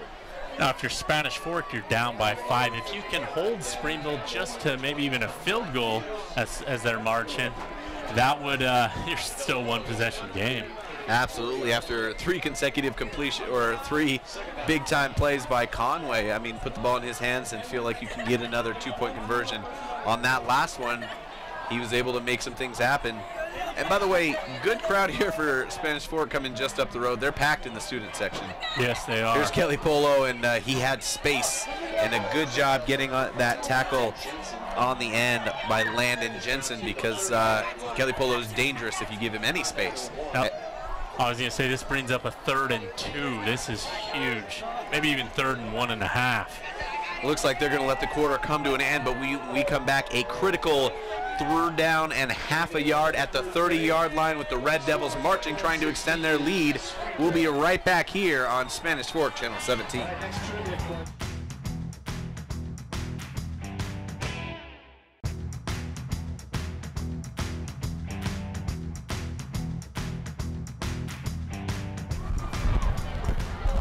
Welcome back to Springville High School. Red Devils looking at a 3rd and about a half a yard in Spanish Fork Dawn territory. And they've got options, of course. I mean, they could power through it. They've been able to pick it up, but you know that's where Spanish Fork is going to be if they're gutsy on 4th and 1. As the Pittsburgh Steelers like to do, you throw a bomb or on 3rd and 1. And Thorpe will take it himself. Didn't look like he got it. It did not. And they're already signaling 4th down. Spanish Fork Springville is already getting back on the ball, so maybe they thought about this, but great job by the interior of the Dons defense. Wonder if they'll try the quarterback sneak once again. And they don't this time. They give it to Kelly Polo, who's been a beast all night, and with forward progress, it looks like he is going to have the first down on 4th and 1. Not a lot of danger there because you're pretty deep in territory, but I think they consciously knew what they were going to do, and eventually they do pick it up. Yeah, and they went quick that time. They didn't allow the Dons to make any adjustments on defense, and they are able to pick up just the yard they need. But Spanish Fork's run defense has been night and day better here in the second half for the most part. So 1st and 10 from just inside the 30.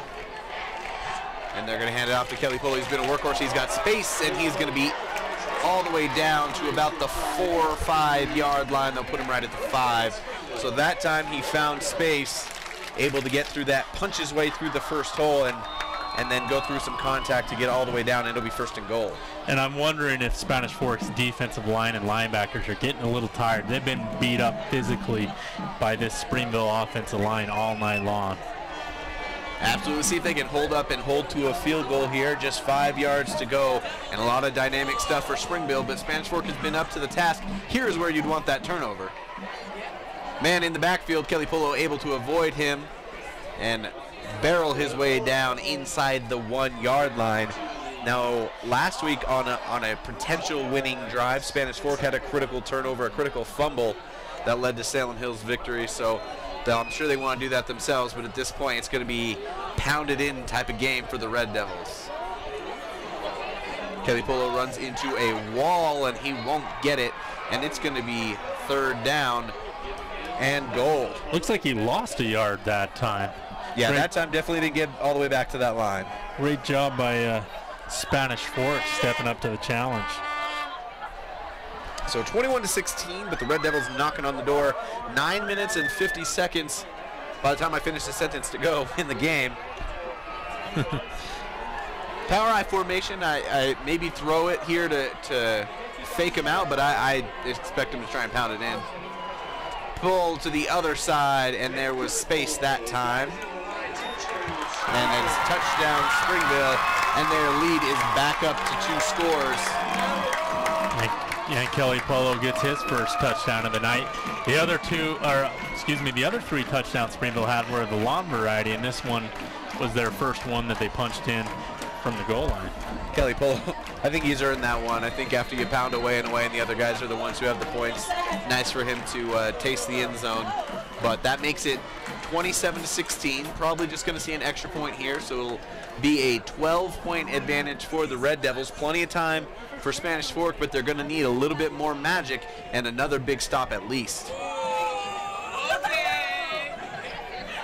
And this is up and no good.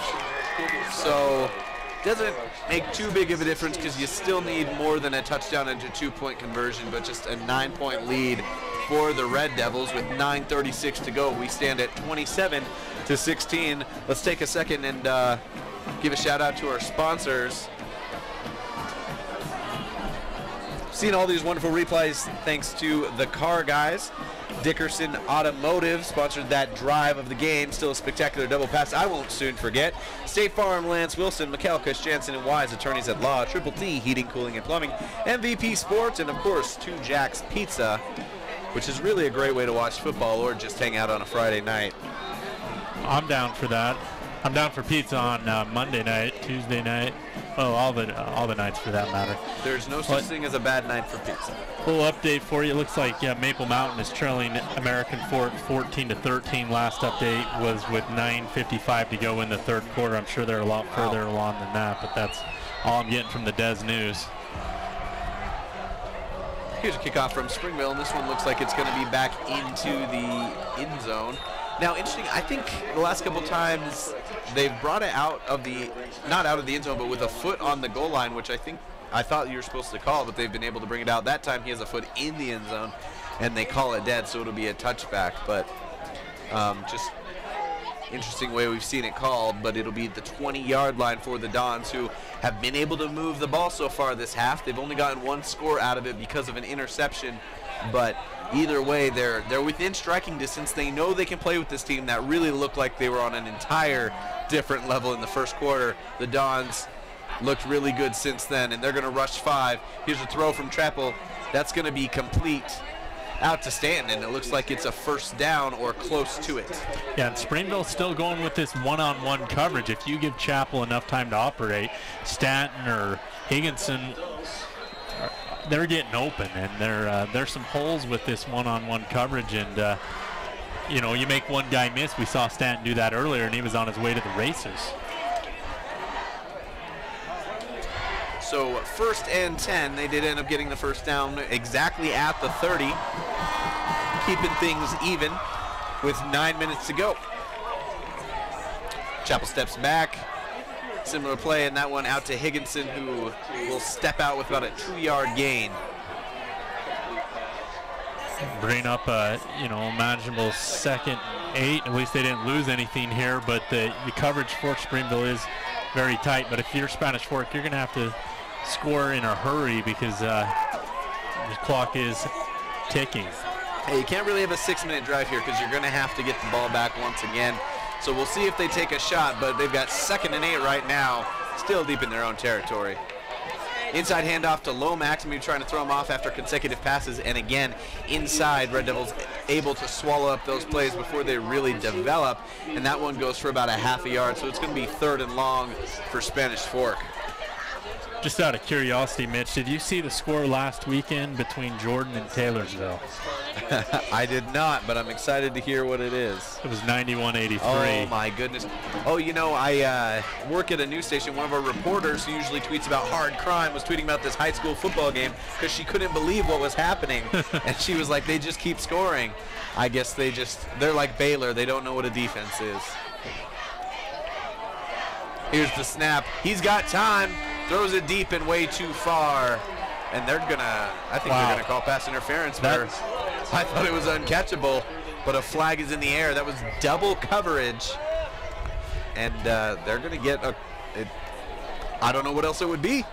Well, it's a government bailout that time for the Dons, and they'll take it as they'll get 15 yards on the pass interference. Wow. But that ball was uncatchable. The contact, I think, was minimal, and I think Saili more or less stumbled, as we saw here on the Car Guys instant replay. You just saw it. It looked like the defenders were almost like stopping up because the play was over, and they end up interfering with Saili's process.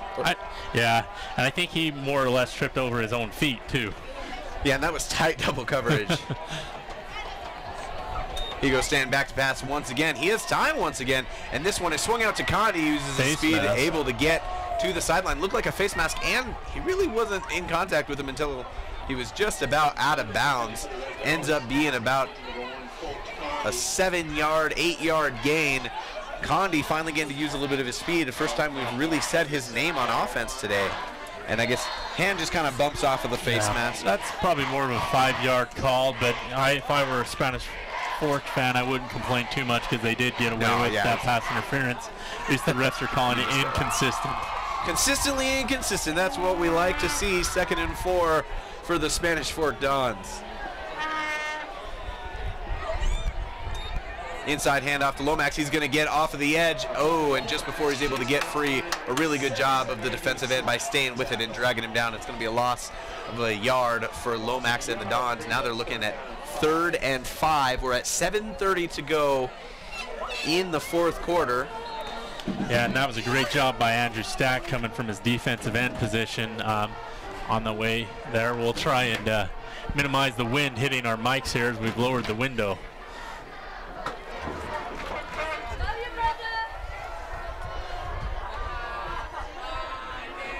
Third and 5. Trapple will throw again. And flags fly, and this one will stop before it ever really started. Yeah, you get in that 3rd and 5 situation, it looks like a false start will push him back to 3rd and 10. But I think now you're in 4-down territory, unless you're in field goal range, because you do need a touchdown, 2-point conversion, and field goal just to tie this up. So 3rd and 10, but like you said, when you're not too close to your end zone, and with the clock ticking, you've got to go ahead and try and orchestrate something where you can get a chunk and give yourself an opportunity to get the first down. Stanton and Condi out to the left, Higginson out to the right, and then another slot receiver on the left side, and Lomax in the backfield with Chappell. He'll drop back to throw. Good job by Lomax picking up the block. The corner falls, and Higginson catches it. That's a first down on 3rd and 10. They get about 12 yards, and that's a huge pickup. Another big-time 3rd down for the Dons. Yeah, great job by Higginson adjusting to the ball. It wasn't a well-thrown ball, but he used all 6 foot of his frame to get that ball. I listed him at 5'11", but he was 6 foot on that play. Hit with the cleats, he's 6 foot. You're ready to go like 6'2", 6'3". Anytime something starts with a 6, I get jealous. I'm under that threshold. It's a little sad, but it's been 6 foot was enough. So 1st and 10 from the 41. 2 backs, fake the inside handoff. This one's going to go long, and this is going to be over the head of the receiver, and just not in a good spot. That one, he's kind of throwing blind to a spot, and the safety's been there every time for Springville, so I don't think that's the long play that's going to result, but on 1st down, why not take a shot? And Springville's done a great job with the safety. There's usually only been one of them dropping back deep, and he's picking the right side of the field. And I think some of that has to do with Chappell maybe reading or locking on who he's throwing to at times. Lomax going to find the edge once again. He's going to barrel his way for an 8-yard gain, and it's going to be 3rd and short, probably about 3rd and 2. And you know, he loves kind of, it looks like a dive and then able to find his way off tackle. Springville shut it down for a while, but it seems to be back in play for the Dons. Yeah, they did, but I think that's been a couple of adjustments made by well, it's just a cat and mouse strategy game, if nothing else. You can see coaching happening, and that's always good. And these kids playing well, coachable. All right, here's Chappell. stepping back quickly inside slant to Condi, who's behind him, but he catches it, and he's going to go ahead and get a first down. Pick up about 10, 11, 12 yards. See where they end up running. This is about 11 yards. Condi all of a sudden getting involved in the offense. Him, Higginson, Stanton. I mean, the ball's starting to spread around, and they're moving down the field almost to the red zone of the Red Devils. Yeah, and, you know, at the first of this game, it's like they could, I think it was Springville's blitz was just disrupting the pass game, but as of late, Chapel's looked very precise in the throw game.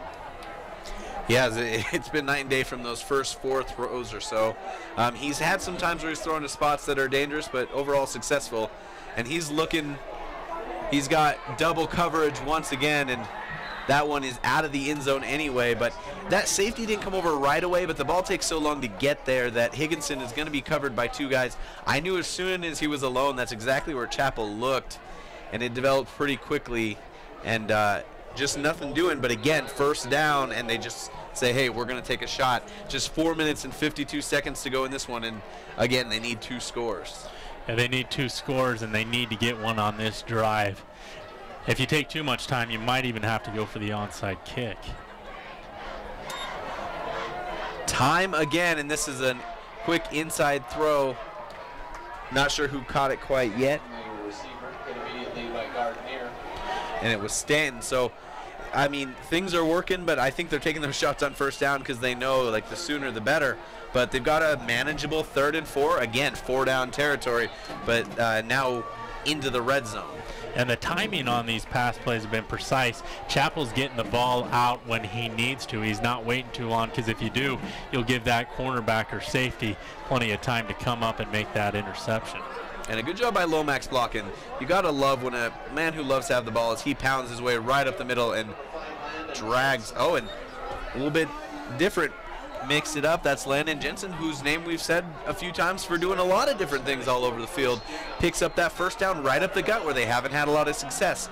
But these running backs, again, especially Lomax, been there a lot, picking up that extra blitzer, and you can't say that enough. You hate a diva running back or wide receiver who won't do his part blocking, and Spanish Fork has a bunch of hard-working players, and they're about to get themselves in the end zone once again, but we're at 3:50 and counting.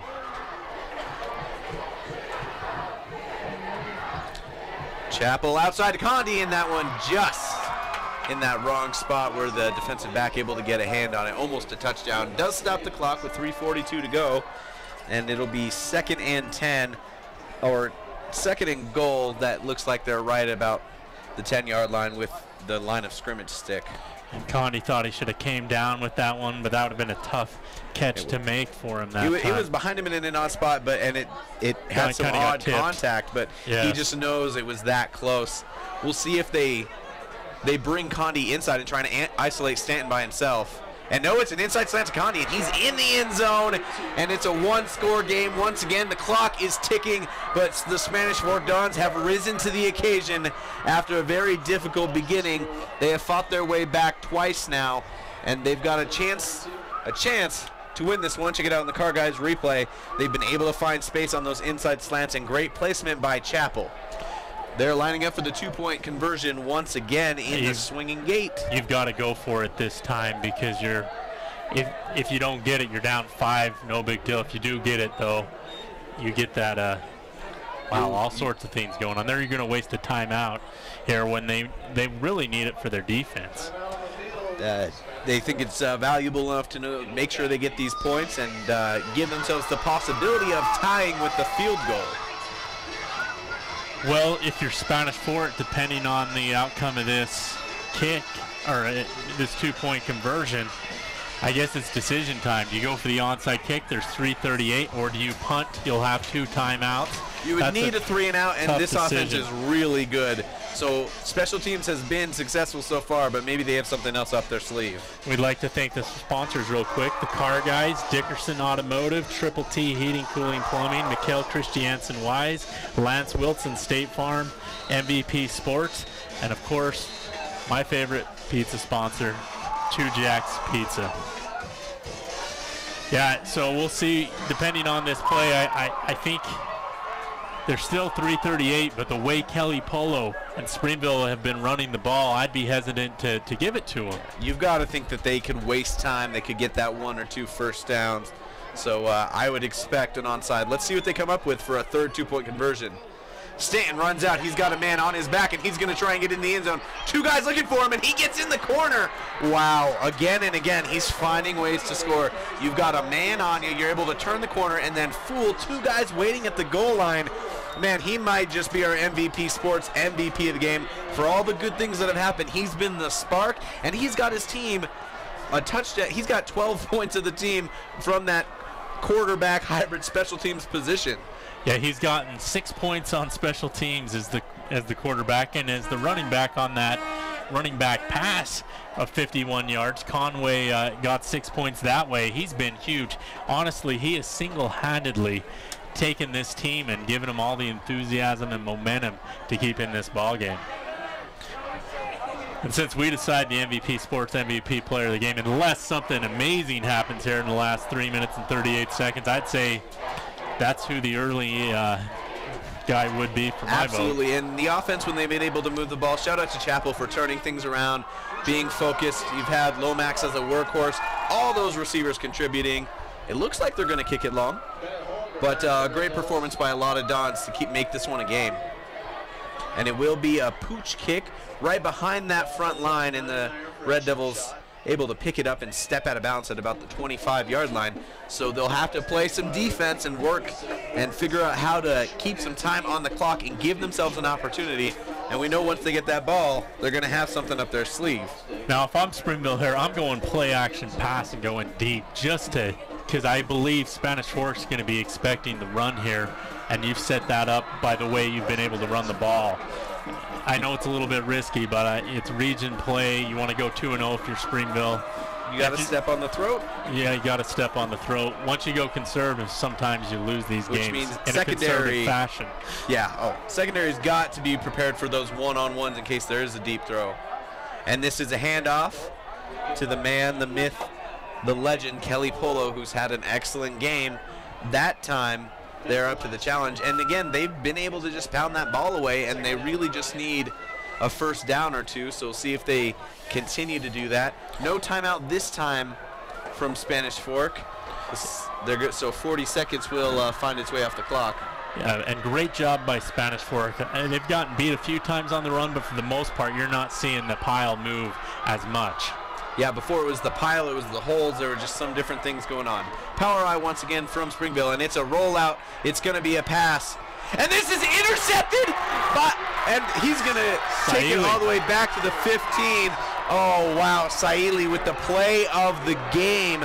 Second time that they've rolled out Thorpe, and he just throws it into coverage. Saili leaps in front of it and pulls it out. And that we're going to call that a Mikael Christiansen Wise attorney of the law. Great defensive play. Great defense makes a great offense. And that's an offensive play when he gets the ball and gets himself down to the 15. Now Spanish Fork ready to play spoiler on homecoming night for the Red Devils. Down just 3 and back in business with 2:47 to go. The script has flipped as Springville now has to play the clock. Well, and I called that play earlier for Springville to run, but that is the risk you run when you throw the ball. Here's Chapel with the inside handoff. Safe play on play 1, and it's going to squeeze out, it looks like, for about 2.5 yards or so. But yeah, you give yourself options, and you have a quarterback who's been playing well, and credit the defense for not having any big windows, so he has to throw in an area that's in danger, and Spanish Fork able to make the big play.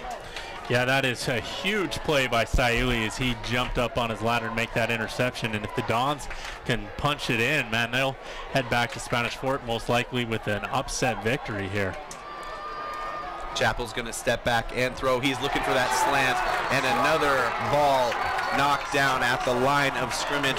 It's number 77 for Springville. Andrew Slack, we've said his name a few times, and his defensive line coach, he said that's a name you may not say a ton, but he's going to make some plays. Yeah, and he's really closed down a lot of those passing windows. We saw that a lot in the first half, and then once again on that last play. But Matt, he's a tall guy. I'd say he's about 6'5", 6'6", and he's a great basketball player as well. And it's great when you can have a big guy like that has good hands. Now, you want to score a touchdown if at all possible here. Nothing doing on the first two, so it's 3rd and 7.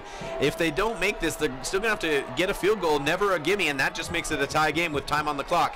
One-on-one throw. They're going to put in the hands of Stan. He dives, and it's going to be not caught and out of the back of the end zone. So Springville cheers as their defense rises to the occasion after a mistake by the offense. Spanish Fork not able to capitalize to the point of a touchdown. They will put it in the hands the foot of James Daw. Of Daw, who has a catch for a 2-point conversion but hasn't kicked tonight because the man who's going to be holding the ball, Conway, has been completing 2-point conversions. And if I'm Springville, watch for the fake. Watch for the fake. Spanish hasn't used a timeout. They still have 2. And this is up, and it is through, and we have a tie game. Ladies and gentlemen, it gets no better than this under the Friday night lights in region play. 27-27. Spanish Fork trying to play spoiler on homecoming night for the Red Devils, who blew a 21-0 lead. Ever since then, it's been a little bit back and forth, but they've only put 6 more points on the board, missing an extra point, and every time Spanish Fork has been able to, they've capitalized. They've made mistakes of their own, but through the back and forth, we end up in a draw. Both teams with plenty of timeouts, but it's going to be Springville with the ball and a 2-minute drill to try and bring this one home. And how huge has the special teams extra point attempts been? Spanish Fork has went 3 for 3 on 2-point conversions, and Springville missed that extra point. And Spanish Fork's been able to close the gap by having 1 less touchdown in that field goal. So that's been huge in this ball game. The third phase of the game has given them a 4-point advantage because you take 1 away and you add 3 of your own. Here's the kickoff. And it'll be in the end zone. Looked like he's trying to jump and keep it out, but it's going to be a touchback. And it'll be 80 yards versus a minute 56 on the clock for the Red Devils. I mean, this is the moment you want. You want to take it down, but they've only been able to get 6 points this entire half. Really, Spanish Fork has trusted their defense, and they came up huge. Now on those touchbacks, high school is the only level I know of that's still getting the ball at the 20. In the NFL, they've moved it to the 25, which I think's had some unintended consequences with teams trying not to kick it in the end zone. Absolutely, and that's a 1-year trial. It'll be interesting to see if it continues to be that issue. This one is going to be handed off to Kelly Polo, and he is found out and taken down after a minimal gain. So that run game, again, Spanish Fork has just found a way after it was so deadly to stop it. Looks like it's going to be about a full yard gain. 2nd and 9. Clock is ticking, a minute 38 to go. It'll be interesting to see if they can pick up chunks or if they have to pass the ball, because last time you did that, you put it in danger, and it almost spelled the end of the game for you. And Springville's playing for overtime here. If I'm Spanish Fork and I get a stop, I'm calling timeout. Absolutely, you take the momentum with you. That time a bigger chunk of yards, about 9 yards, but that'll end up being a first down. But the clock is ticking. They're going to need a little bit more. It's interesting. I wonder if they just think that they're going to be able to pick up those chunks, or if this is just playing for overtime. And well, they're huddling up at the end of the first half. They were going no huddle I formation, running up the middle. They were getting huge yards. Minute 4 to go. You don't want to put the ball in danger, but if they can get a one-on-one on the outside, I'm sure they'd love that. And they're not doing it. It's just a ground and pound game right up the middle. And the clock is going to be at 53. Somebody called a timeout. What's crazy is how reminiscent of last year's game. Springville got out to a couple touchdown lead there in the first quarter and was barely able to hold on for the victory. And Springville does call a timeout. Interesting that they didn't call one before, but 50 seconds. They still have, they're showing 3, but I think it's going to be 2 timeouts after this. They have a 2nd and 7. They're still on their side of the field, but maybe they have a trick play if they start throwing the ball. This is not a long way to go. This game has been so crazy that it's not off to think that, and I'm sure they just want to take care of this if they can, but we'll see if Spanish Fork can come up with a big play if the ball gets put back in the air. Yeah, imagine anything's possible at this point. If you would have told me at the end of the first quarter it would be 27-27 with 53 seconds to go, I would have laughed at your face and called you names. I would have called you a liar, but I would have said sign me up for however that happens. And the Spanish Fork has put on a show after they were on pace to lose 84-0. This is a fake turn. Thorpe finds a man, he skies for it, and it is incomplete. He wanted the deep ball, and it wasn't there, and that's good that he's able to track that. He wasn't just going to try and toss it up for the spot. Spanish Fork covers it there, and that's been successful a couple times, of course, today for Springville. He ends up kind of checking down, and tons of white jerseys in the area, and a little too high of a throw from Thorpe. And credit Trey Lofton that time, as he was able to knock, or, you know, it was a catch, and he was able to knock the ball out and split the defender's wrists. So here we go. 3rd and 7. The crowd's in it. We're feeling it. Usually you want to be quiet when your team has the ball, but here at Springville they do things a little different. Yeah, you want them to be able to hear and go. I mean, you get them excited, but yeah, see if you can help them out. So Springville's got a 3rd and long, and now if, you know, they pick up 5 or 6 yards, there's still the clock to think about, and they have to get a first down. And this is not 4-down territory, because you don't want to lose the game by giving the ball away this deep in territory. And if you're Spanish Fork, you get a stop and the clock's still moving, you got to use that timeout.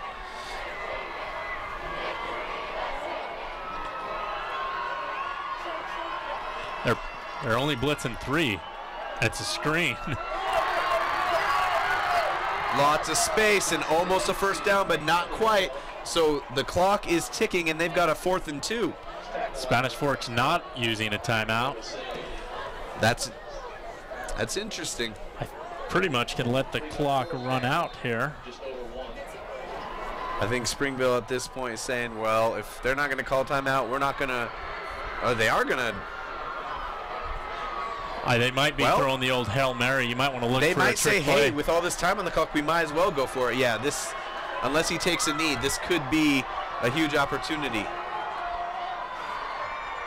Or maybe they're just trying to get him to jump for the first, and they're going to let the clock run. Surprised they didn't try a fake spike. That's my favorite play on Madden. The good old fake spike and toss it long. So we have come to the end of regulation, and after a game that has gone back and forth, it is a draw at 27s. You have the 4-0 Springville Red Devils, who are leading this region quite comfortably and seem to be dominant, and the Spanish Fork team that said, not so fast, we're still here to compete, still here to spoil this. And we'll take a break here on SFCN.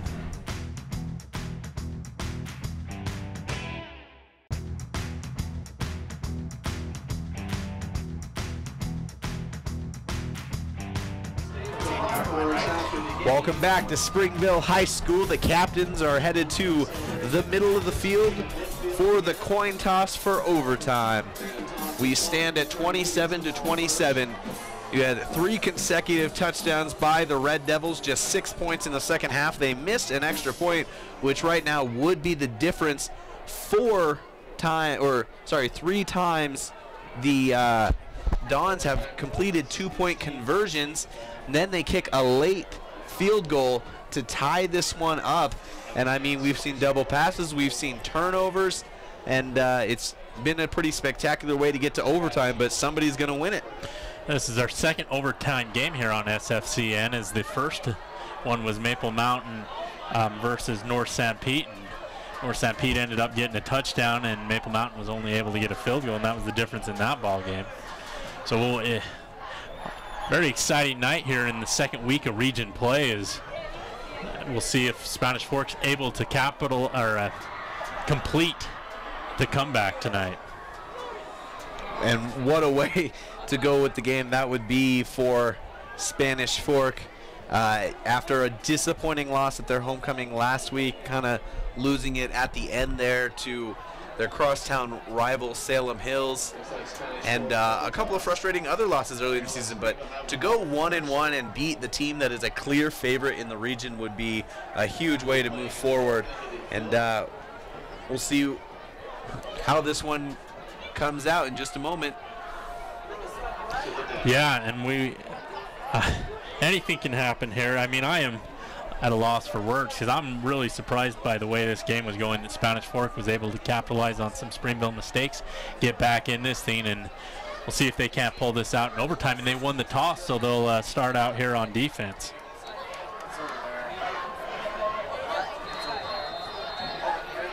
Now, if you're Springville, I think you try and run the ball in. They've had a lot of success, and Thorpe just threw that interception. And it seemed like they were willing to run the clock out. I don't know if they just not trusting Thorpe at the end. Thorpe does drop back, and he goes into one-on-one coverage in the back of the end zone. And that might have been pass interference. They don't get the call, and the crowd is a little upset after the call that made a big deal for Spanish Fork. I think it was an uncatchable ball. I think that was a good call by the official that time, and bring up 2nd and 10. Condi didn't quite turn around, but the ball was in a very difficult spot for the receiver to try and get around and into. But this time we do see shotgun, 2 out to the right, 1 out left. You got a tight end on the right side of the line, and they're going to hand it off inside to Kelly Polo, and he gets a big hit after a gain of about 7.5 yards. So they just kind of said, all right, we're going to now run out of the shotgun and mix it up a little bit. And they still have a great set of running backs. And they've got Springville. The Deseret News has Springville ranked as the number 4 team in the 4A. So this would be a huge upset for the Dons if they're able to figure out a way to win this one.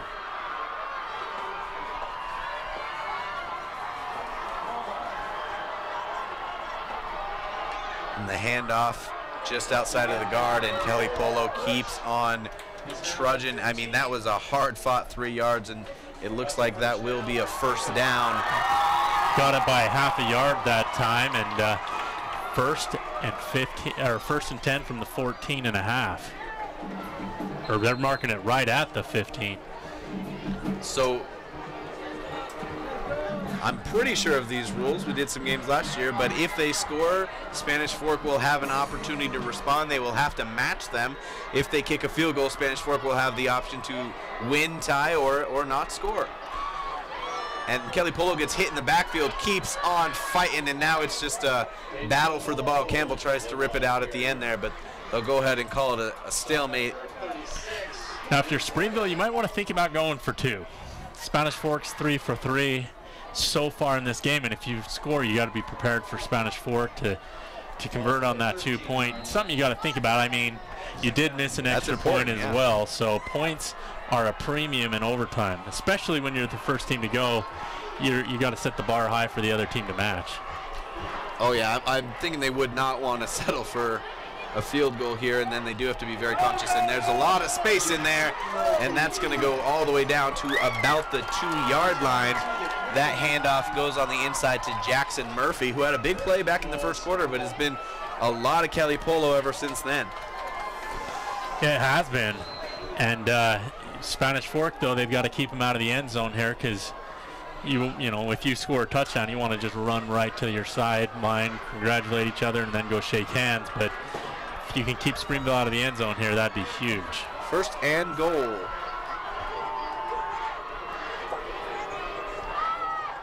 Kelly Polo's ankle gets grabbed in the back, and then he's able to make a couple guys miss and fall his way into the end zone, and it's a touchdown for Springville. They lead now 33-27, but you pointed this out, it didn't really occur to me. This is pretty important. They're going to kick an extra point, and I think you see on the Car Guys replay, he's just able to battle his way in. I think this is the way to go for them. I think that way you put Spanish Fork in the position where they have to convert a 4th 2-point conversion, or just kick one to tie it and play it safe. Yeah, they did miss one earlier, though, and it's a bad snap.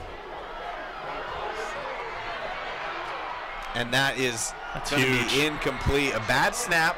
The holder tried to put it back down, but the kicker wasn't ready. Gets up, tosses it back, and then there is nowhere for Ben Schreiner to run.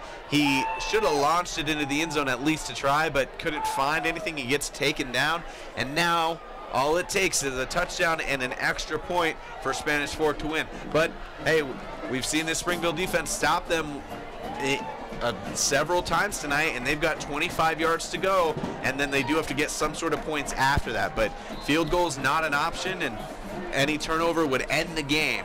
So they have to complete the comeback. Got to complete the comeback. You have 4 downs to do it. And I remind Chapel of that as well, not to force anything until it is 4th down.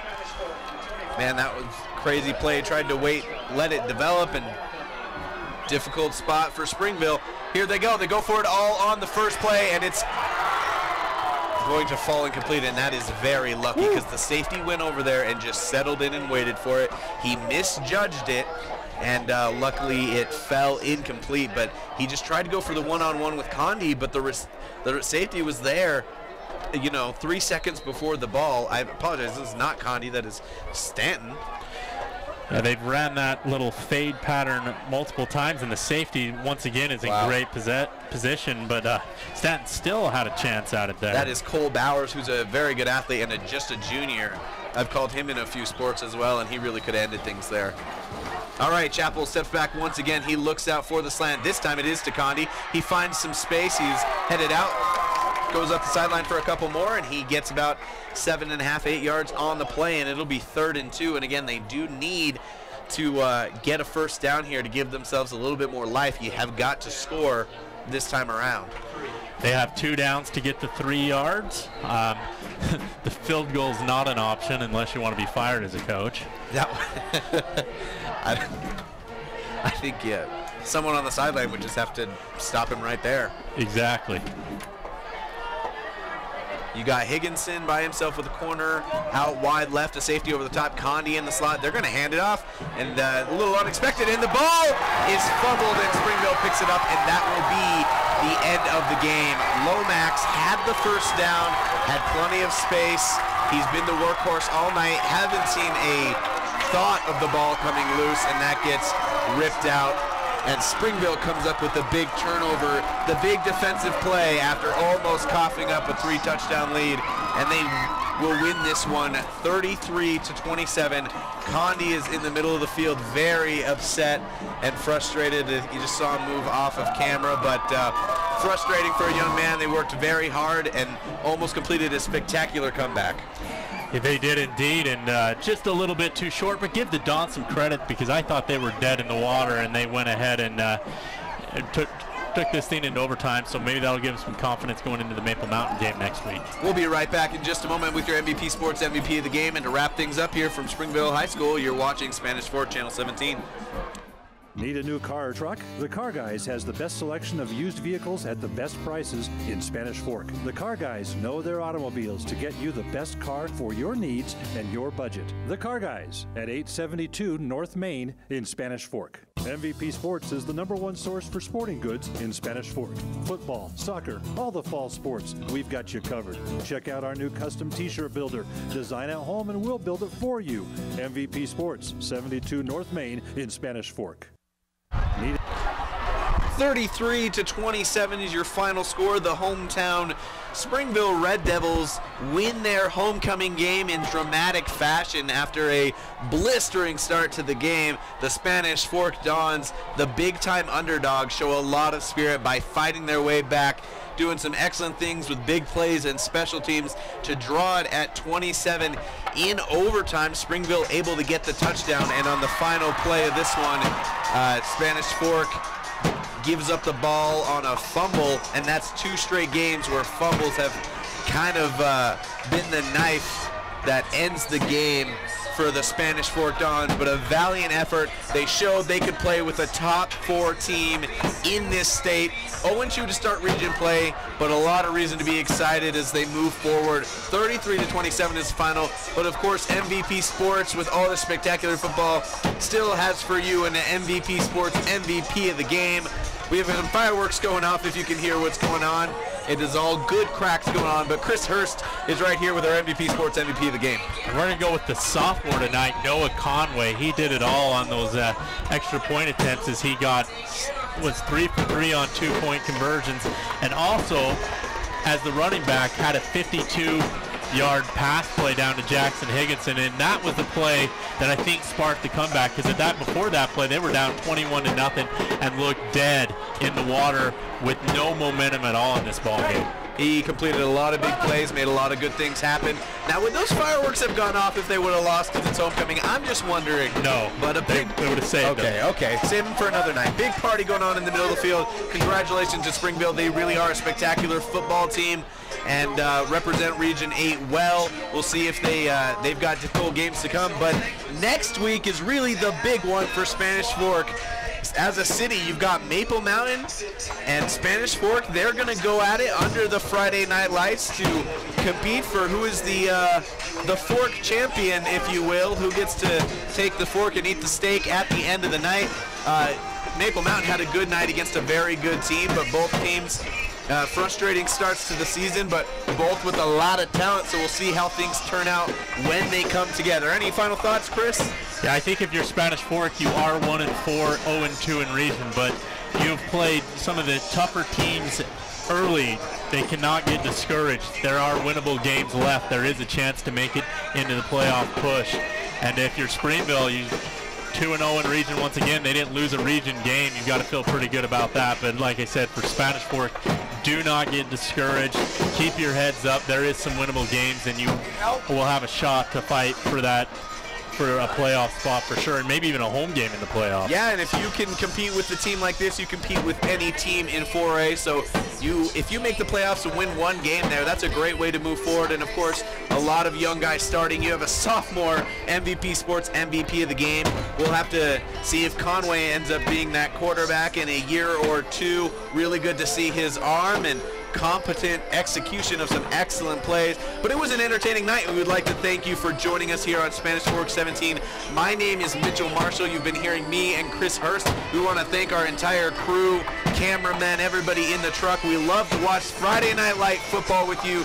Thanks for tuning in. We'll see you next week on Spanish Fork 17 from Springville High School. We're signing out.